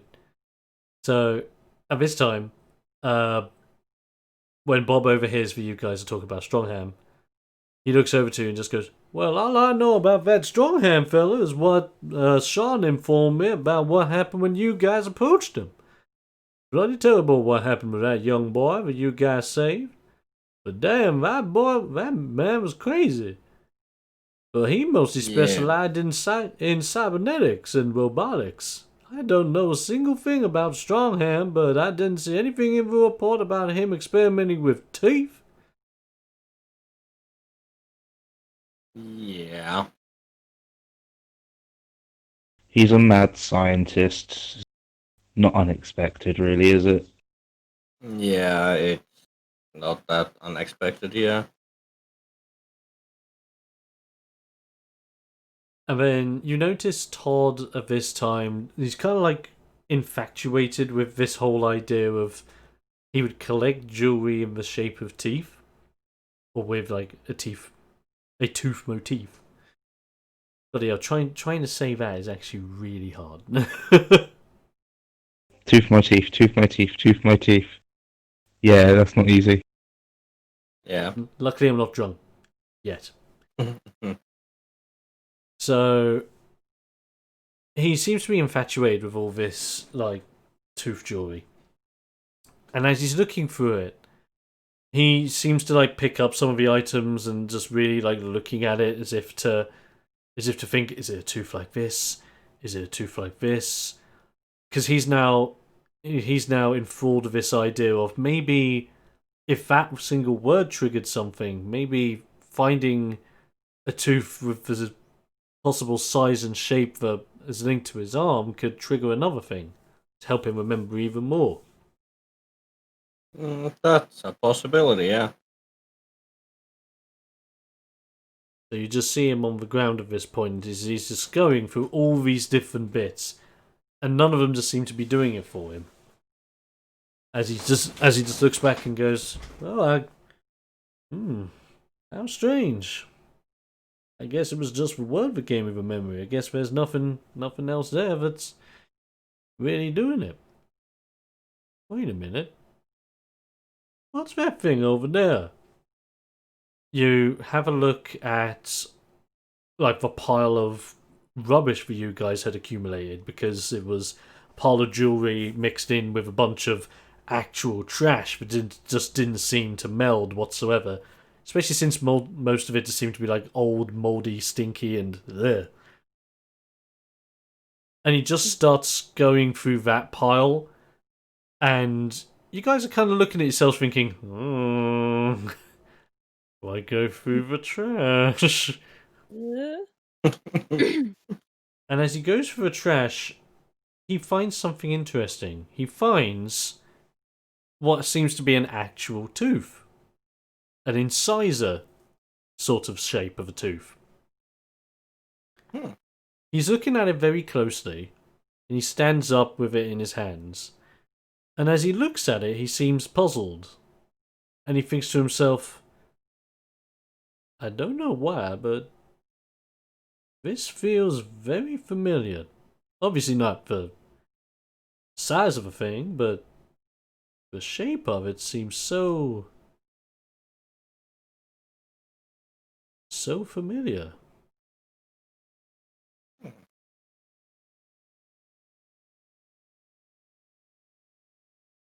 Yeah, sorry, what was the last? Are you okay? Alright. I mean, I'm feeling okay at the moment, but I just can't help but. And then it just seems like out of nowhere he faints. Rushes over to try and grab him before he hits the floor. You do dash over, you manage to catch him in your arms. And as you do, he seems to have been like knocked out, just temporarily knocked out of nowhere. As you all I'll dash lay on him over to down. check on how he's doing. I'll lay him down on the ground so I'm not holding him then, but he's safe now, doesn't have to worry about bashing his head or something. Good stuff. As you lay him down, and you guys are a bit worried on how he is, you see Bob come over. And when Bob comes over, he just goes, "Boys, leave this to me. You don't end up in the farming business without seeing an odd little farm helper fainting every now and again after he's spent too much time out in the fields picking crops. Leave this to a professional." And he seems to go over to Todd. Well, seems to like go into the CPR position, where he's about to like do chest compressions. But instead of compressing his chest, it's like as if he grabs the fluff on his chest and he wrings it in such a way so that Tog just wakes up going, "Yeah." Interesting look into the Loplan biology.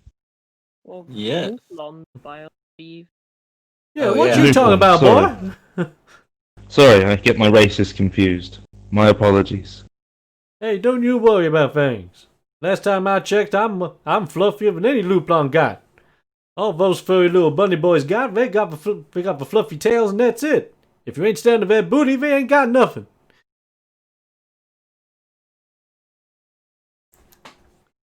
And so Let's not Tog, get into conversations of Loplan booty, hey?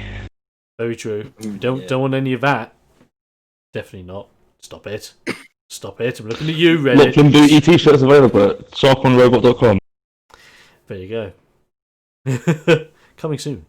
And so Todd's seeming a little bit out of it. He's awake, but he seems to like be kind of like in a state of trying to get his bearings back. He goes in. He gradually eases himself up into a sitting up position, and as he does, he looks up at you guys and just goes, Out of curiosity, what was the name of that man you guys brought up that you said you got involved with?" Oh, you mean Strongham?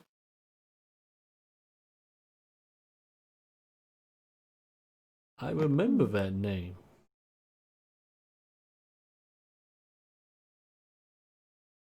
Hmm. I don't know why. Did it have anything to do with medicine, hospitals, or machinery?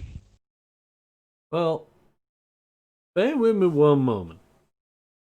That earliest memory of mine when I'm on that table. How did I...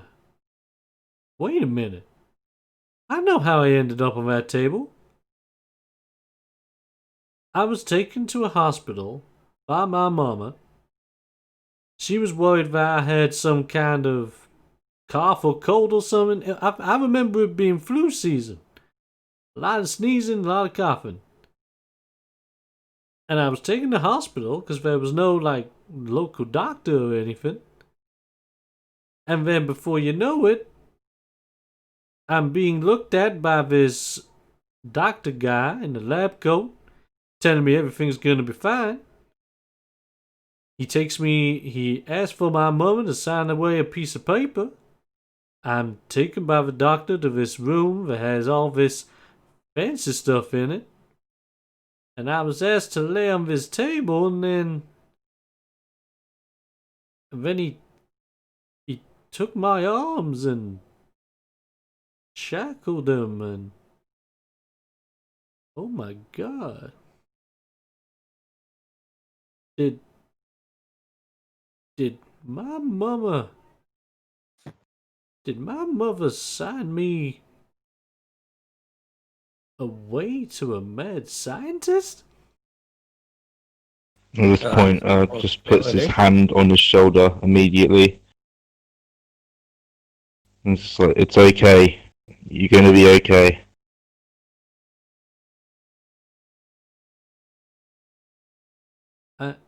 I just don't get it. Why would a crazy scientist doctor man, one with a young Mouflon boy, and why would he stab him with a random ass tooth? This don't make any Morbid sense. curiosity. Whatever it is, it's wrong. It's unethical. How can anyone do that to a kid? I mean, it's just so wrong. And I mean, I don't know whether your mother knew what what this whole thing was about, but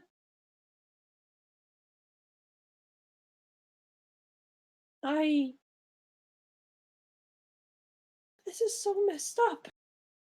Yeah. This is definitely Strongham's work. There's no doubt in my mind anymore. He was in a hospital, hidden away.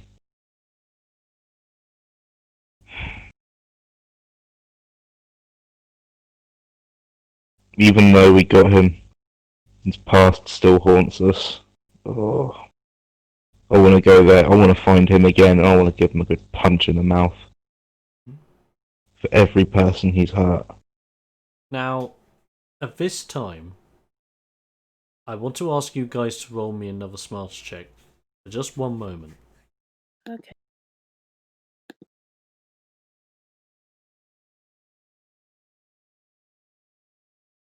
Ten.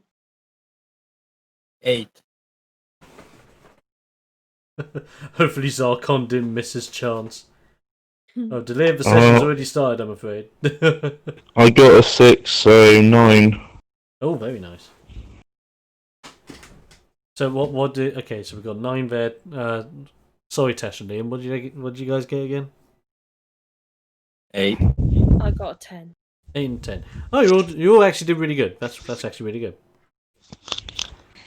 So whilst all this like deep realizations come into the fray, as you guys now live to believe that Todd was experimented on as a child, and this may indeed have been the works of Strongham many years ago, before you guys had that original interaction with him.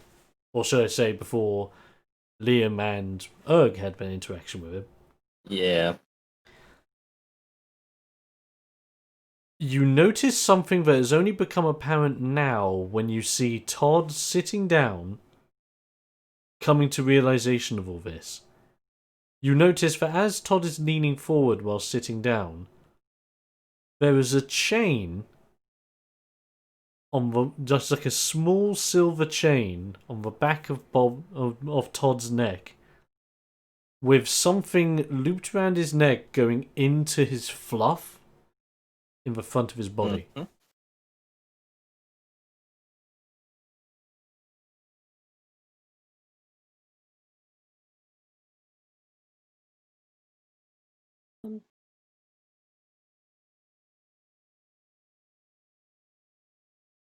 Excuse me, sorry, what was your name again? Well, my name's Todd. Todd. I'm sorry to be impolite, but what? There's a chain around your neck. What is that chain for? A chain around my neck? What are you talking about? I've never I had a want- chain around my neck. I'm gonna go over to him and sort of have a little look at it. You kind of just... You carefully grab at it and like follow it through as if to see what it actually is. Todd's wondering what you're doing, but as he sees you, he notices Yeah, there is a chain around his neck this whole time. It's like as if he's been living his life this whole time without knowing what it is. And as you pull at it, eventually popping out of the fluff and out of Todd's shirt is a plaque attached to the end of this chain. And on the plaque, it simply reads, Experiment 120, and in quotes, were sheep. What? They stabbed him with the tooth of a mouflon? Or some odd. Todd, You go. You go. Tash, your mic is really quiet, by the way. Yeah. Oh, sorry. Yeah. No worries. The roleplay no, got too no. serious. It just got so serious. I got quiet. It's fine. Yeah, with that, you guys are reading this, and it's left you in somewhat shock. While Todd is looking at you and just going, what is it? What's it say? I'll just like pick it up properly, turn it around, put it right in front of Todd's eyes with a grim look on my face. He takes his time reading it, looking at it, and then he's like looking up and down at this and up towards you guys, and just going, Experiment? Where sheep? What the hell? What is this? Yeah, What the I'm hell wondering am the I? same thing. Do you remember your life before the hospital?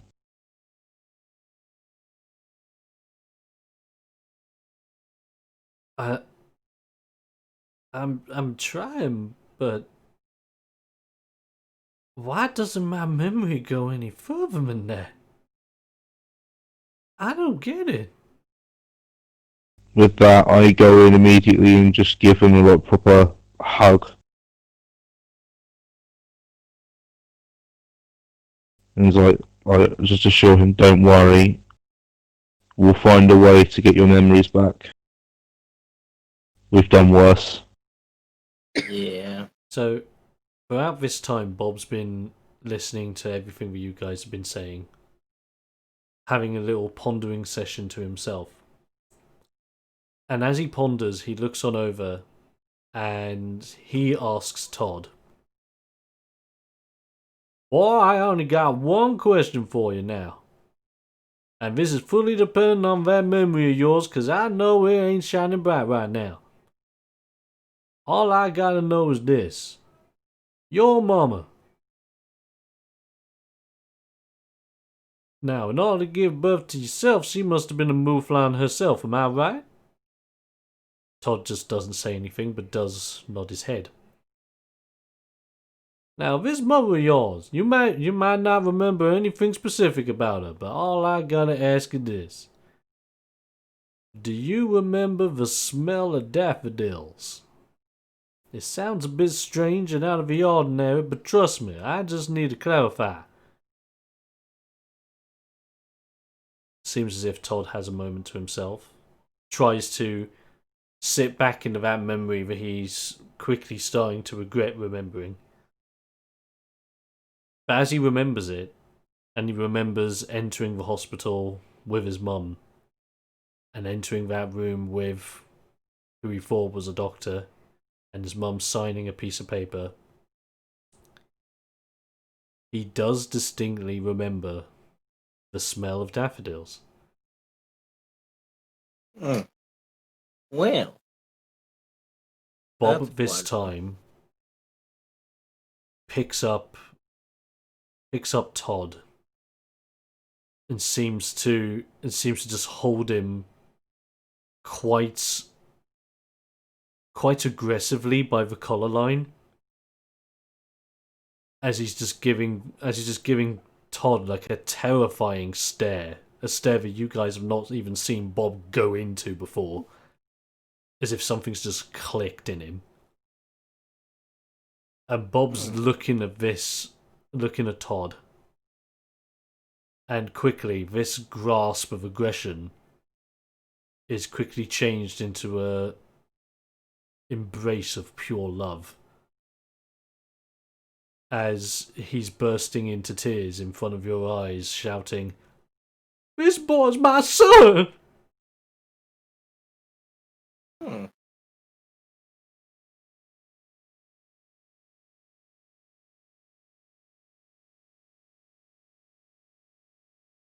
I guess you could say, welcome home, Todd. Yeah. That was unexpected. Yeah, to say the least.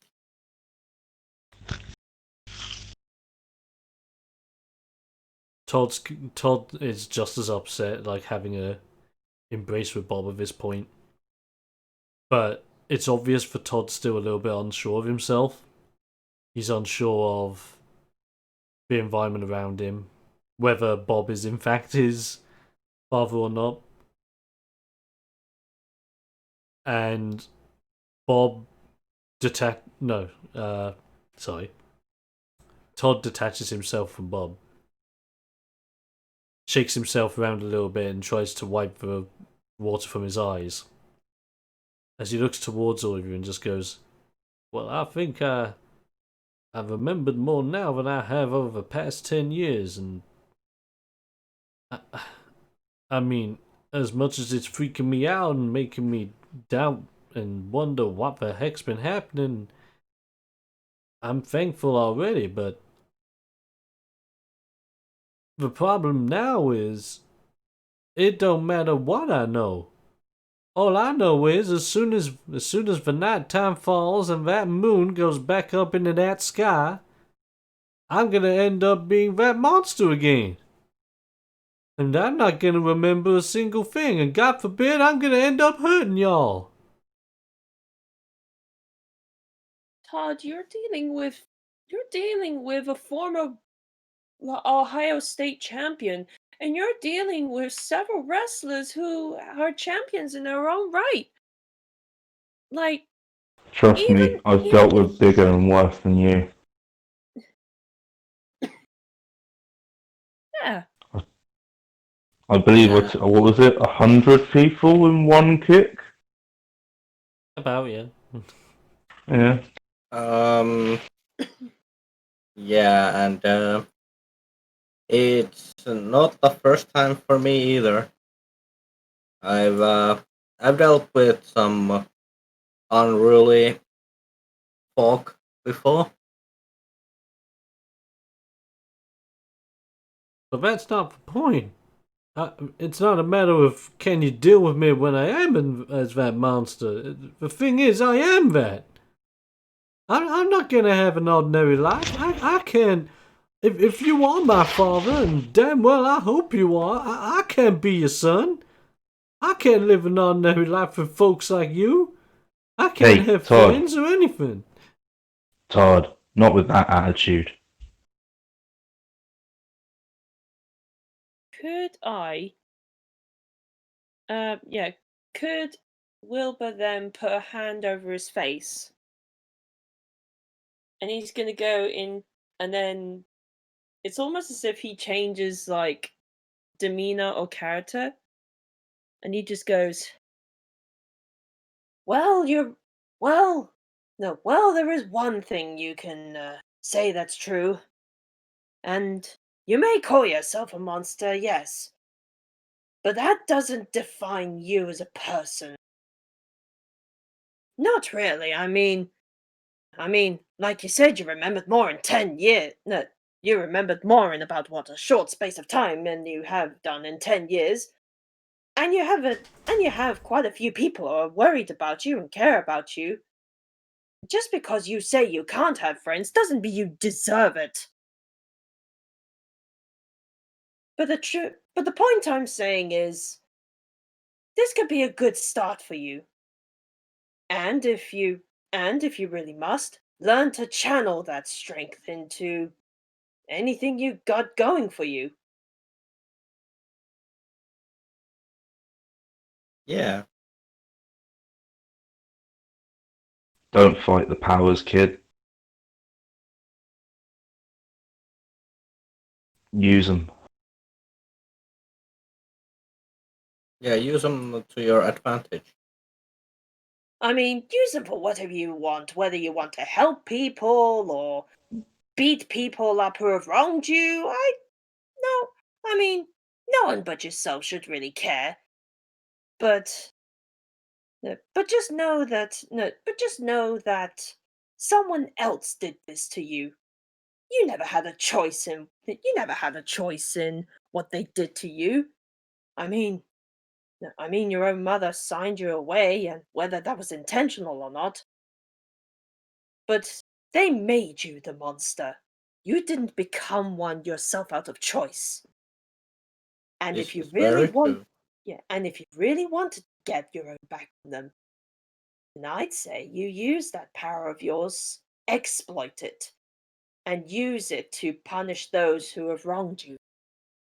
Use it. Thaddeus, Use it to get back at that, well, Strongham fellow who, quite frankly, I don't really see him as much of a doctor as opposed to just a madman, really. hot calling the kettle black there. Yeah. Look, I may be a villainous type, but even I have morals and standards I lead. And with that little speech that you gave, I want you to roll me an appeals check. Oh, shit. And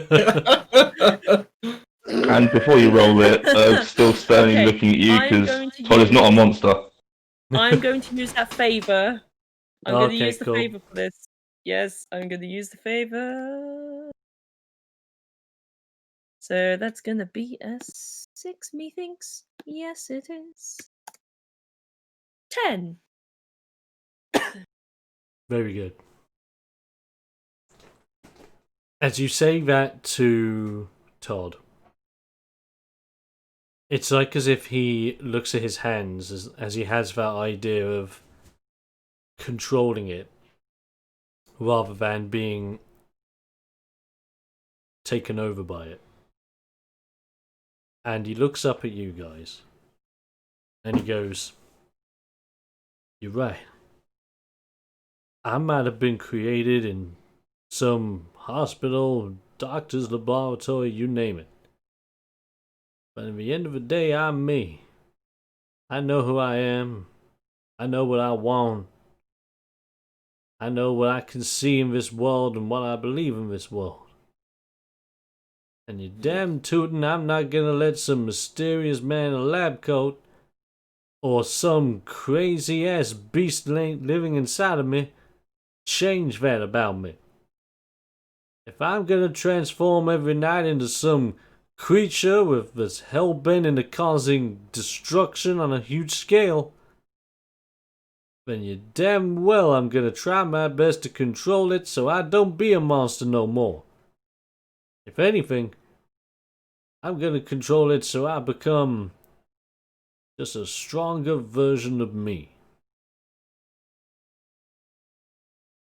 Good, good. Feel that power flow within. Feel that hatred for that strong ham. Oh man. Oh, like Palpatine. I can imagine Bob just Yeah. looking at the like Thaddeus very disapprovingly, like, don't encourage that. Don't Why can I? encourage him. Why can I just imagine like Thaddeus just like sneaking over to Todd when he's doing that little speech, just going, "Do it." Yeah. Dang it. But yeah, it's at that point when Todd looks at you all and just goes, "Every one of you has been an amazing help already. I'm in debt as much as anything else. I think we need to do one thing. Mr. Bob, Dad, I guess, and all you guys, I ask for you help me with one last thing. If by the time the moon rises, I'm gonna transform into that monster again, I want you guys to be right here ready for me. Because tonight, we're all gonna be fighting this beast. And by the time we're all done with it, I'm gonna be coming back stronger and better than ever. Mhm. Hopefully, Just I can keep smiles and this madman in flexes. check. There we go on, Vinny. Erg's just smiling and flexing his muscles. Sweet. Yeah. Been itching for a fight for a while. Yeah. So it's at this time when Bob looks towards you guys and just goes, I got myself a plan. Now you boys, what we're gonna do is something I like to call a Texas hoedown. I know we're in Ohio, but you may not understand what I mean by that. But when I was getting good back in the days, I did a lot of stuff down in Texas. And one thing the Texas boys taught me was how to tie a cattle faster and better than anything else known to mankind. Now, bearing in mind what Todd can transform into, and if he wants to transform into this beast to gain control of it, the best thing we can do is suppress that monster as best we can so he has the best chance to take over. Yeah. Now here's what I'm thinking. We tie up Todd in the toughest, strongest rope I got in the barn. By the time night rises and that moon comes up the sky, if he dares transform into that beast and ends up trying to rip ourselves apart, he's trapped inside that rope so tight he ain't gonna be able to get any of us. And just in case he does manage to break out of it, and God forbid Todd's not got control, at least we're all there to beat some sense into him. Yeah, we've done it once before, so let's do it again if the need arises. I'm not gonna lie, I'm looking forward to Plan B. I know I shouldn't, but Well, that all depends on how Todd does, right? And then you look over at Todd. Todd's got a little bit of hesitation, but you see him looking down at one of his hands as he turns it into a fist and clutches it. And he looks back up and just goes, I'll do anything to get myself back. I'm game. Let's show this beast who the real master is. Excellent.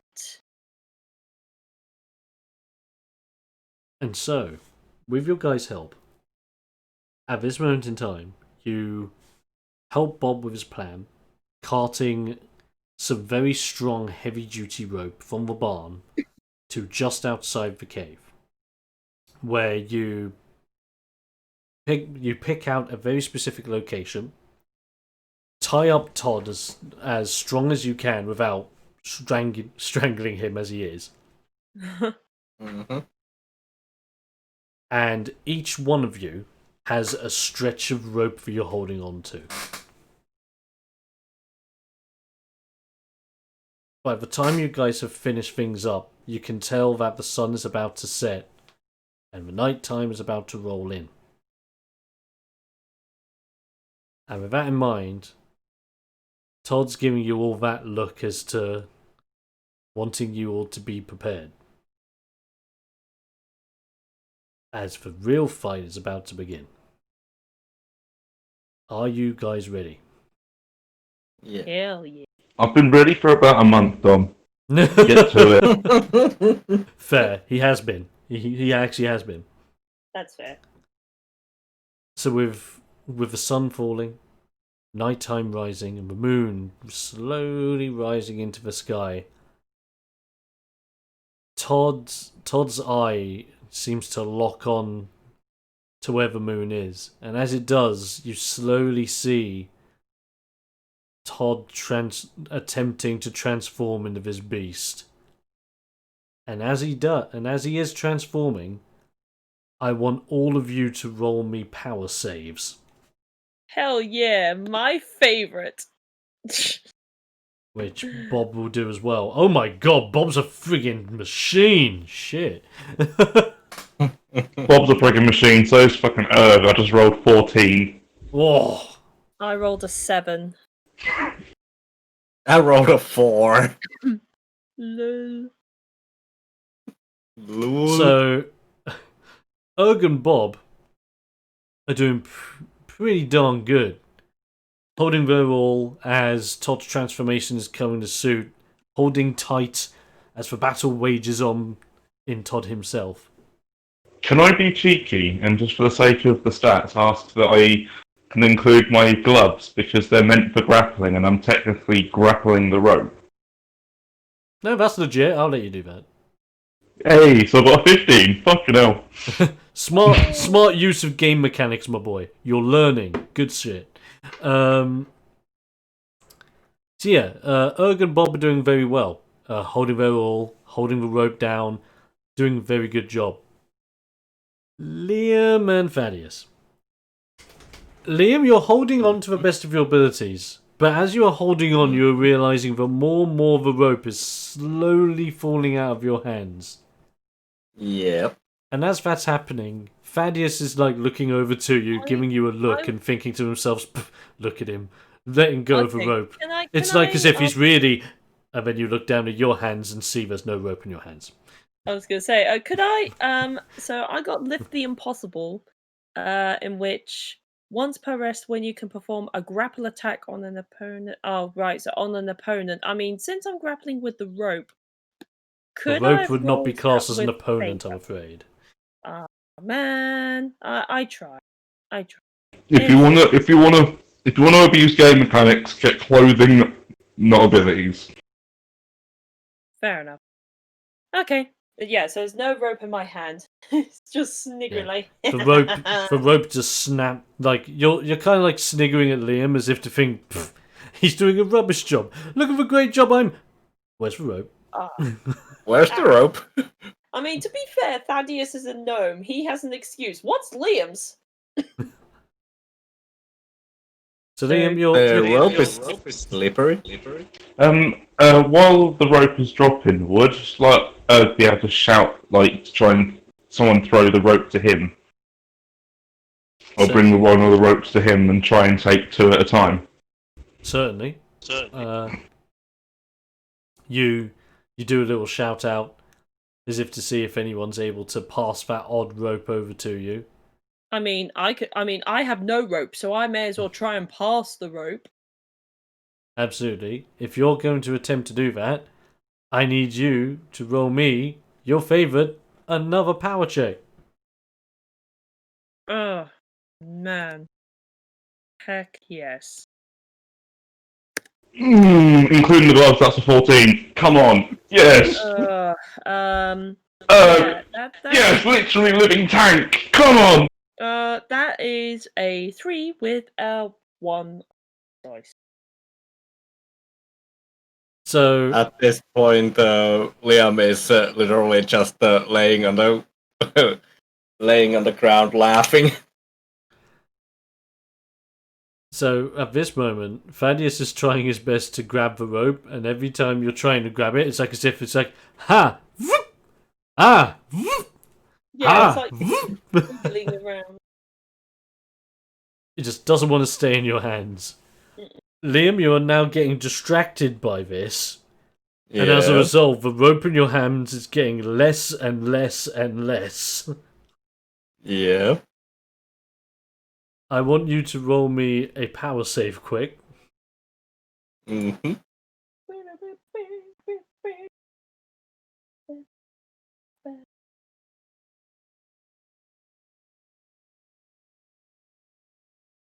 That's a 3. With a 1. Oh no. So that's exactly the same roll as Thaddeus. So as you're laughing your head off as if to think, oh, Thaddeus is so bad, you let go of your rope entirely, and it's just wailing in the wind, the same as Thaddeus is. Yeah, and Liam doesn't actually care at all. And He as just rolls around. and as that's happening, you can tell that the transformation is taking over Todd even more as he is growing in size. And as he does, the rope just seems to get harder and harder to hold on to for just two people. You're also starting to hear the more monstrous voices coming out of this beast's mouth, as it looks as if Todd is not doing as well with tackling the beast. However, I will quickly roll something for the sake of Todd to see if that is the case. Yeah, Todd's not doing good. Oh no. Fight's not going too well in Todd's favour. But you can still have a chance to suppress, but it's going to require a power save from Erg and Bob.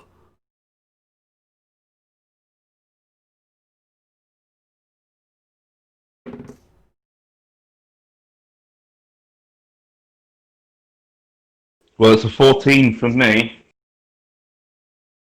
And it's also a very good roll from Bob. As much as the creature is getting larger, Todd seemingly struggling with the fight, you guys are able to actually hold your all quite well. Just you two. And you're holding the ropes quite steadily, as the beast is still being kept in. Only just, but still quite suppressed by the well-tied ropes that you guys have put together. Do either of you, any of you, have anything that could make him go to sleep?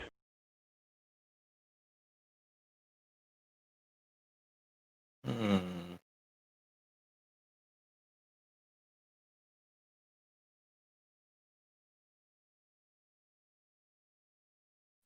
Or at least make him drowsy or otherwise less capable? If only we had Artemis here with her cards. Yeah. Depending what the medical supplies include.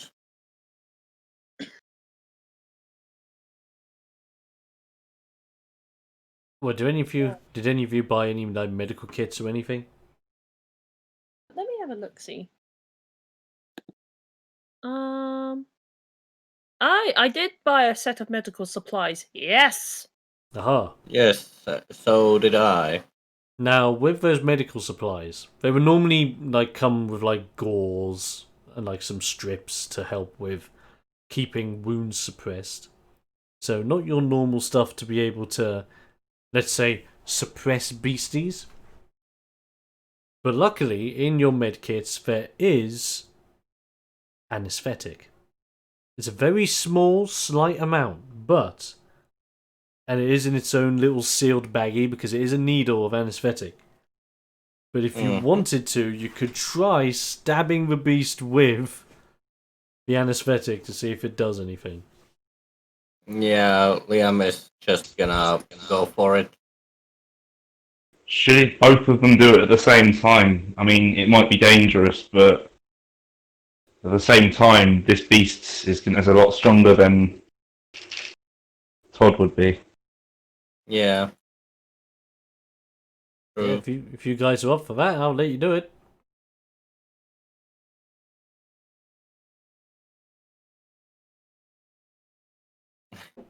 Liam pulls out his the sort of, I think, is it a syringe or Yeah, so it's like a medical needle. So just be very yeah, careful not to stab yourself with it. yeah, so a hypodermic needle. So yeah, um, Liam looks at the Thaddeus and just pulls it out. Let's try these. Ah, yes. Good idea. Tranquilizers, I like it.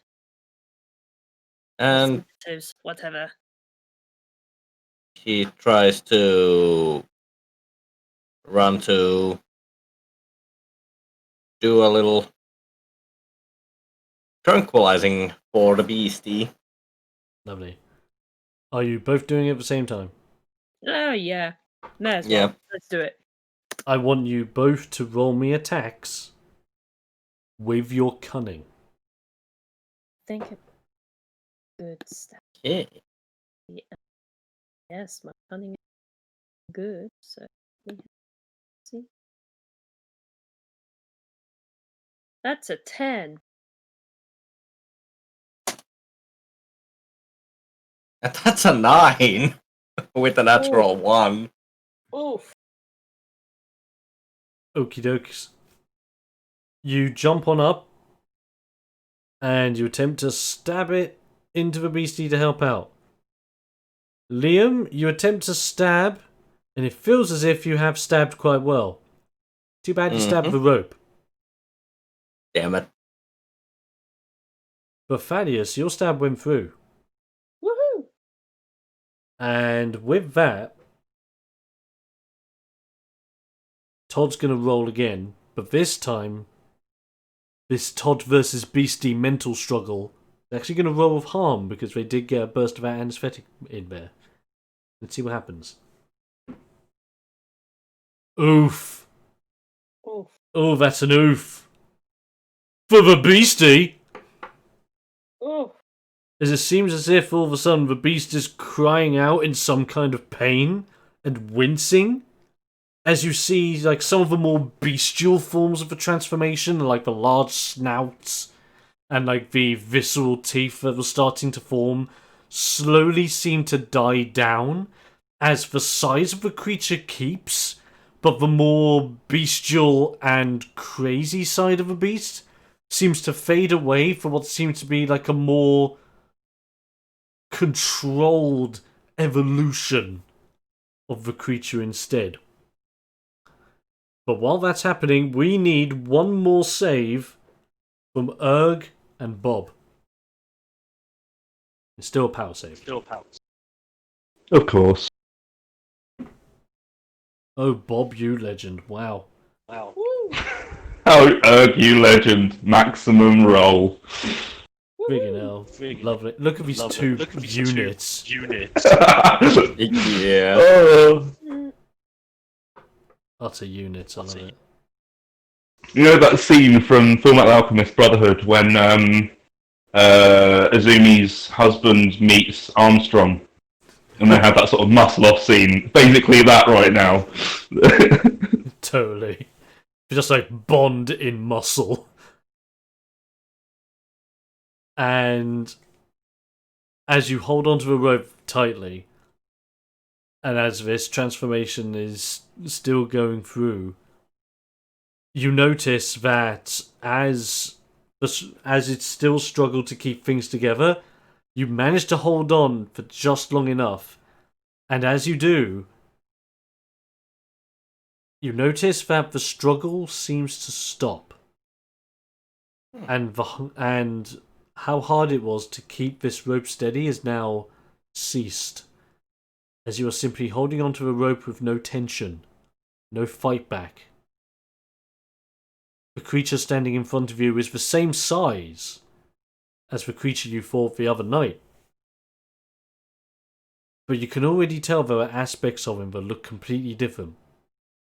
Instead of being slightly deformed and being quite bestial with gigantic teeth and claws, you can already tell by the part of the body that you can see that's not tied in rope that this version is like, it's like as if Todd has gone from a similar size to Bob, who's about 5 foot-ish, to now just an 8-foot muscled up in control beast of a mouflon. Damn. Mouflossus? Maybe. As things seem to quiet down, you look at the beast and you hear some deep breathing. The deep breathing being deep in sound, but it doesn't seem to have any sort of animalistic bestiality to it. Just seems to be some deep breathing of someone who seems exhausted or has been through a war themselves.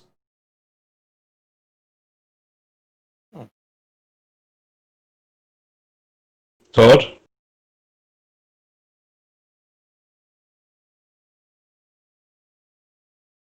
You have no response.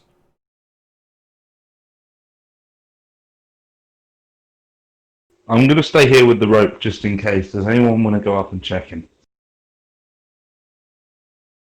Yeah, Liam goes up to Todd and checks him out. You go close to Todd. Mm-hmm. You give him a check over. Still quite well binded in the ropes, as much as you and Thaddeus weren't as successful at keeping on. Mm-hmm. His eyes are closed, and he's breathing quite heavily, so you can imagine that he's a little bit tired. But it doesn't seem as if he's not incapable of hearing. It's like as if he may be concentrating on his breathing right now. Mm-hmm.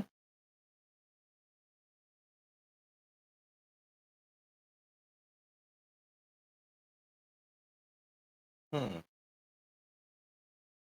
Well, this is peculiar. I'd say he's probably doing some kind of meditative exercise or something to focus on, I don't know, his breathing instead of whatever this monster gets. Yeah. Maybe. Todd, if that is you, just do something like tap your foot twice or something. As you say that, you suddenly see this big foot of this grown-up mouflon suddenly raise his foot and stamp his foot down on the ground twice. I instantly let go of the rope. Bob looks at you, and he trusts you because you've bonded through muscle after all. And Bob also responds in letting go of his part of the rope. As you guys let go, and the bindings of rope that has kept this beast in check seem to collapse down, revealing the sheer size of this new mouflon in front of you. An 8-foot beast, where the fur has seemingly become less of like fur covering fat, as it's now fur. It's like as if the fur itself has formed like a 6-pack on this absolute Adonis of mouflon. Arms have become quite large and profound, and you can tell that those arms have some power behind them, as well as those legs and feet. The shirt that Todd was wearing has been pretty badly ripped, but in a strange way, it seems to have kept the form of the shield with the ram on it from the Ohio Rams jersey he was wearing. And his shorts, although a little bit more ripped, are definitely still in place. And as the rope falls down, you notice that what you presume to be Todd, with his eyes closed, just like raises its head up, and as he opens his eyes and stares up into the night sky, he lets out a crying roar. But unlike the roar that you guys heard from the last night, which just seemed quite mutacious and of the strange, the roar he lets out here is so powerful and booming.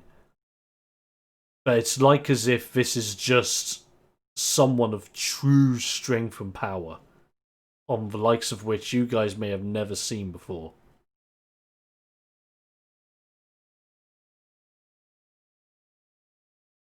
And as that happens, Todd looks towards Erg.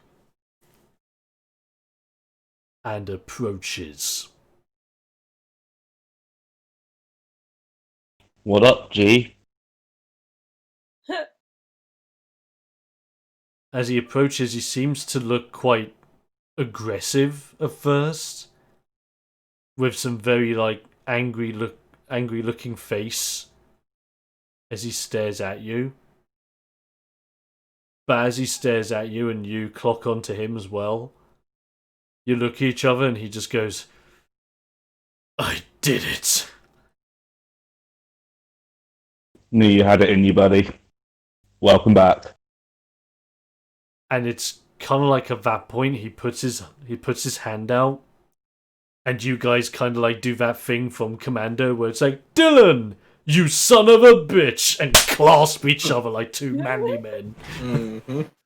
Yes. The manliest of Tonight, you have helped a scared Mouflon man who has discovered that he may have been the victim of some disgusting experiments back in the day turn into what could be the most powerful being on this planet.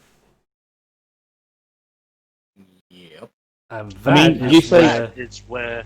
Yeah, no, go Vinny. Sorry. Go. Okay. You say the most powerful being on the planet, right? But I think the most powerful being on the planet is the coming soon tag team champions, Irv and Bob, Woof. I mean, not gonna the lie. Macho Men. Yeah. The Not Macho gonna lie. Men. They are the most powerful being on the planet. I'm sorry. I mean, do we want Bob to come out of retirement?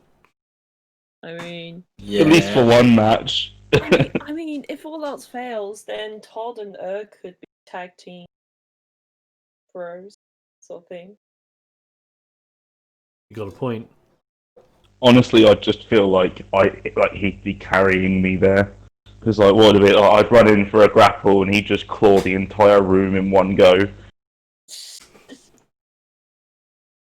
But with that being said, with a true inner struggle of a battle being fought and won, Todd gaining new strength, Bob gaining a son that he never thought he really had, and you guys gaining the knowledge of knowing that Strongham's experiments may have gone deeper than you had originally thought.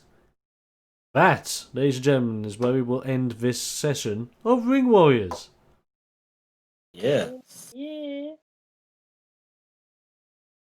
Fun times. A little bit of an exposition heavy installment, but sometimes you just got to get the story in there. Yes. Yeah, it's cool. Plus, this could have gone tits up. That's But the Living Mountain, I mean... And Bob, come on. What were his actual roles like?